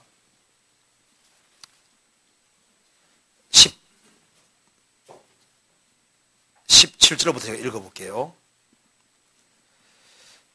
이 이스라엘 백성의 하나님이 우리 조상들을 택하시고 애굽 땅에서 나그네 된 그 백성을 높여 큰 권능으로 인도하여 내사 광야에서 약 40년간 저희 소행을 참으시고 가나안 땅 7 족속을 멸하사 그 땅을 기업으로 주시고 약 450년간 그 후에 선지자 사무엘 때까지 사사를 주셨더니 이렇게 되어 있죠.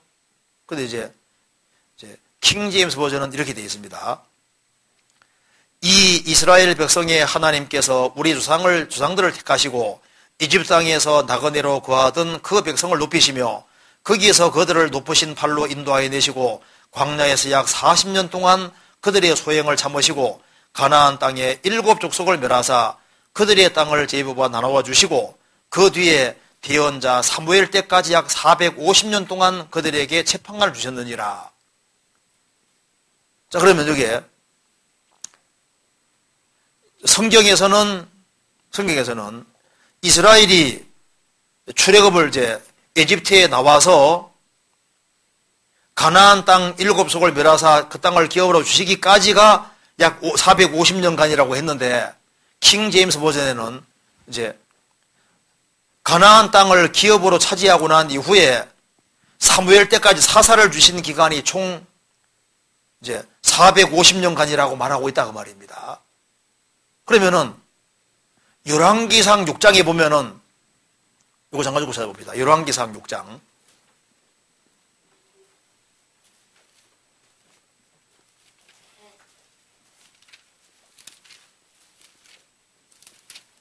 (6장) 1절에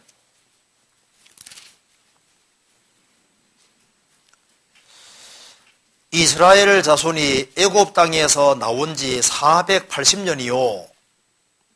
애굽 땅에서 나온 지 480년이요. 솔로몬이 이스라엘 왕이 된 지 4년 10월 곧 2월에 솔로몬이 여호와를 위하여 전 건축하기를 시작하였더라. 이렇게 되어 있는데, 그래서 만일 킹 제임스 버전처럼 번역하게 되면은 성전 건축할 때까지 기간이 무려 540년이 돼버리는 거예요. 그래서 광야 생활 40년, 정복기간 6년, 사사시대 450년, 그 다음에 사울 통치 40년, 다윗 통치 40년, 솔로몬 저기 40년 하면 합계가 580이 되는 80년이 나오는데, 여기는 애굽 땅에서 나온 지 480년이 이렇게 되어 있잖아요. 그러니까 개역 성경에 말한 대로 이제 이스라엘이 에집트에서 나와서 가나안 땅을 기업으로 줄 때까지 약 450년간 이렇게 해야지 맞는 번역인 거예요. 그리고 이제 킹 제임스 성경을 가지고서 이렇게 따져들기 시작하면요, 번역상에 미흡한 것도 있고 오류도 얼마든지 있는 거예요. 있어요. 그 중에 또 한 군데 한번 잠깐 보면요, 이사야 65장 한번 봅시다. 이사야 65장.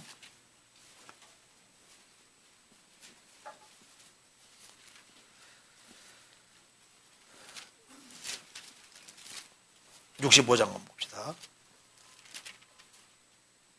11절.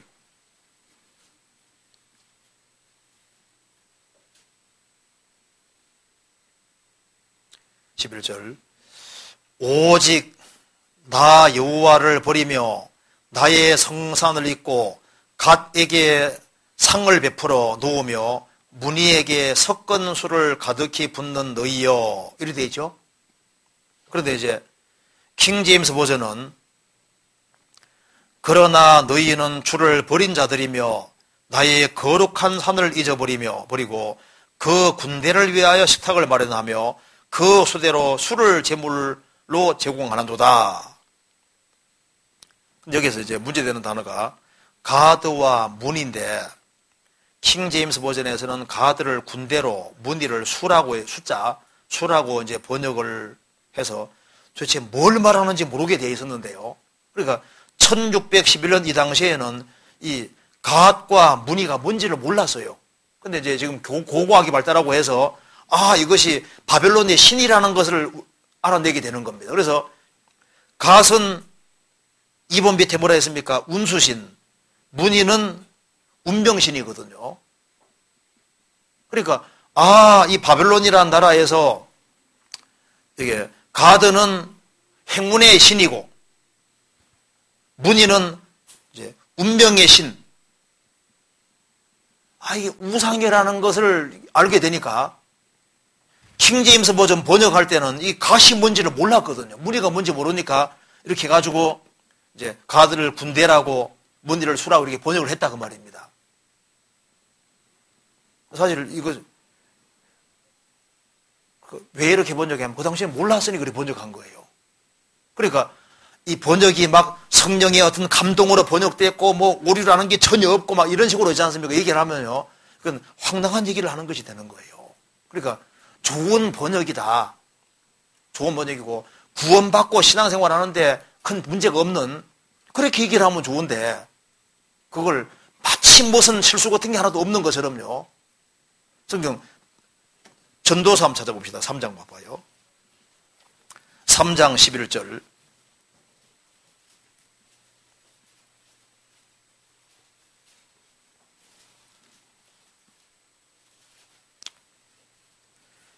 하나님이 모든 것을 지으시되 때를 따라 아름답게 하셨고 또 사람에게 영원을 사모하는 마음을 주셨느니라. 이래 되죠. 그런데 킹제임스 버전에는 사람에게 세상을 두셨다. 이렇게 번역해 놨습니다. 그런데 이 세상이란 이 단어가 히브리 말로 울람인데 전도서에서 땅은 영원히 뜨다 영원 나오면 전부 다 울람인데 여기만 세상이라고 번역해 놨거든요. 그래서 뉴 킹제임스 버전에서는 이터너티라고 바꿔놨습니다.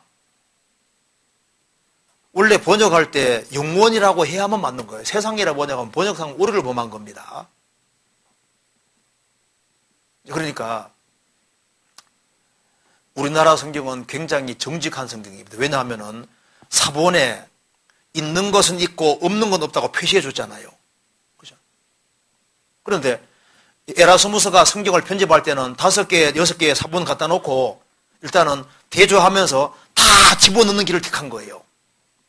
그래서 사본을 하나로 그러니까 5개, 6개 사본을 짜집게 해가지고 한 사본으로 딱 만든 거예요. 그러니까 없음이란 구절이 없죠. 그런데 지금 5,400개 정도의 사본이 있으니까 사본 대조에 가면서 이제 사본에 있는 것은 있고 없는 건 없고 그대로 표시했으니까 이게 얼마나 정직한 성격인데요. 사실 정직하지 않다고 하면 오히려 짜집게 한 것이 오히려 정직하지 않은 거예요. 이게 정직한 성경입니다. 그러니까 하나님께서 이 성경을 사용하시고 이 성경 통해 사람을 계속 구원받고 거듭나 이렇게 하시잖아요. 그렇잖아요. 여기 몇 군데 한번 더 찾아볼까요? 여기 빌립보서 1장 찾아봅시다. 1장 13절에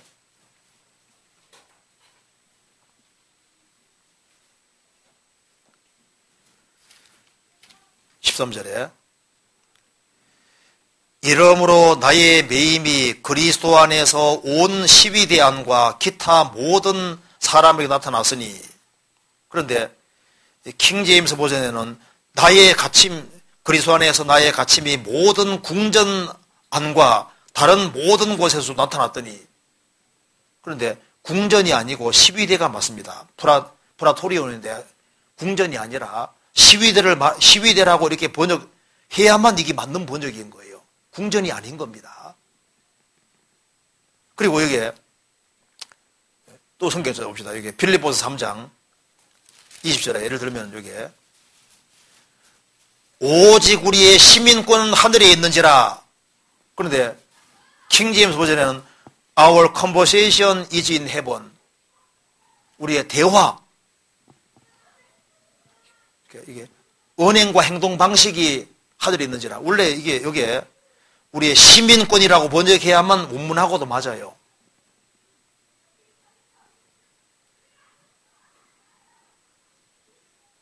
그러니까 이제 이게 번역이기 때문에 번역상에 좀 미흡한 것도 있고 하지만은 좋은 번역이다 이렇게 말하면 되는데 이것만 옳고 다른 것은 무슨 사탄이 변개하는 것처럼 그렇게 하면요 그거는 큰 잘못을 범하게 되는 겁니다. 사도행전 19장도 한번 찾아볼까요? 19장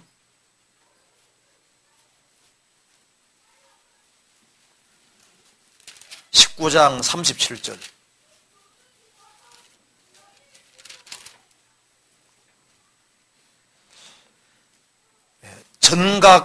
정각의 물건을 도적질하지도 아니하였고 우리 여신을 회방하지도 아니한 이 사람들을 너희가 잡아봤으니, 킹제임스 버전에는 이 사람들은 교회의 물건들을 훔치지도 않았고 which are neither robbers of churches, 교회라고 되어 있는 교회들의 물건들을 훔치지도 않았다. 그런데요 헬라어 단어가 히에로실루스인데 이게 교회가 아니라 정각이란 말이 맞습니다. 정각. 그러니까 이제 신전들, 이방신들의 신전 물건을 훔치더라고 이렇게 해야 되니까 이 전각 물건을 도둑질 하나 이렇게 말하지 맞거든요.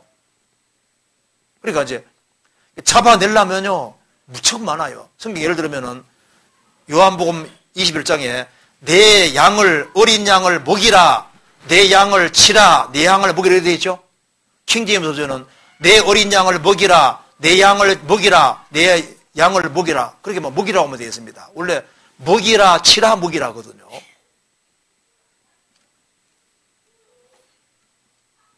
한 군데 더 봅시다. 디모데전서 6장 봅시다.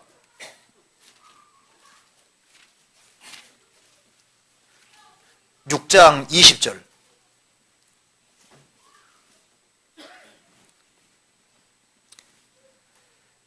디모데야 내게 부탁한 것을 지키고 거짓 일컫는 지식에 망령되고 한 말과 변론을 피하라.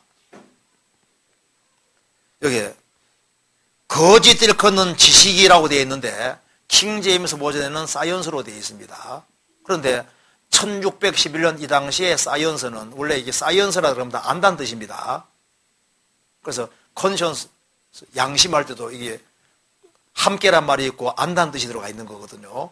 그러면 이제 그 사이언스, 그 옴니센스 하면은 전능이 전지잖아, 전지. 옴니센스, 옴니는 전체란 말이고 사이언스 안다는 얘기니까 모든 걸 안다, 옴니센스 이렇게 되는 거거든요. 그러니까 이제 이 성경이 기록될 킹제임스 버전 당시에는 사이언스 하면 체계화된 지식이라는 뜻이니까 킹제임스 버전은 맞게 번역했는데 이걸 현대용어로 번역하는 사람들은 사이언스라고 됐으니까 과학이라고 번역하는데 과학이 아니에요. 헬라 원문에도 지식이지 과학이 아니거든요. 자, 어쨌든 간에 이 성경을 번역하는 데 있어서 이 개역 성경이든 킹제임스 성경이든 좋은 번역본인데 이것만 뭐 완벽하고 뭐 다른 것만 절대 오류가 없고 뭐 이런 식으로 하지 않습니까? 그렇게 하면 그게 과도한 거예요. 그래서 우리가 개역 성경하고 개정 개혁 나왔잖아요. 근데 개정 개혁은 개정 개혁이라는 이유가 있습니다. 왜냐하면 원문의 내용하고 너무 다른 게 많게 만들어 버렸어요. 그래서 이 개정 개혁보다 개혁 성경이 훨씬 잘 되어 있는 겁니다. 그래서 이걸 사용하는 거예요.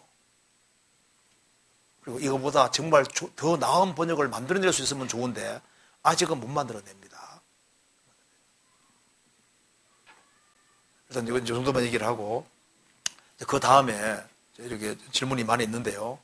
오늘 여기까지 다시 지났으니까 여기까지 하고 어쨌든 간에 이 성경이 아주 좋은 번역입니다. 그리고 이제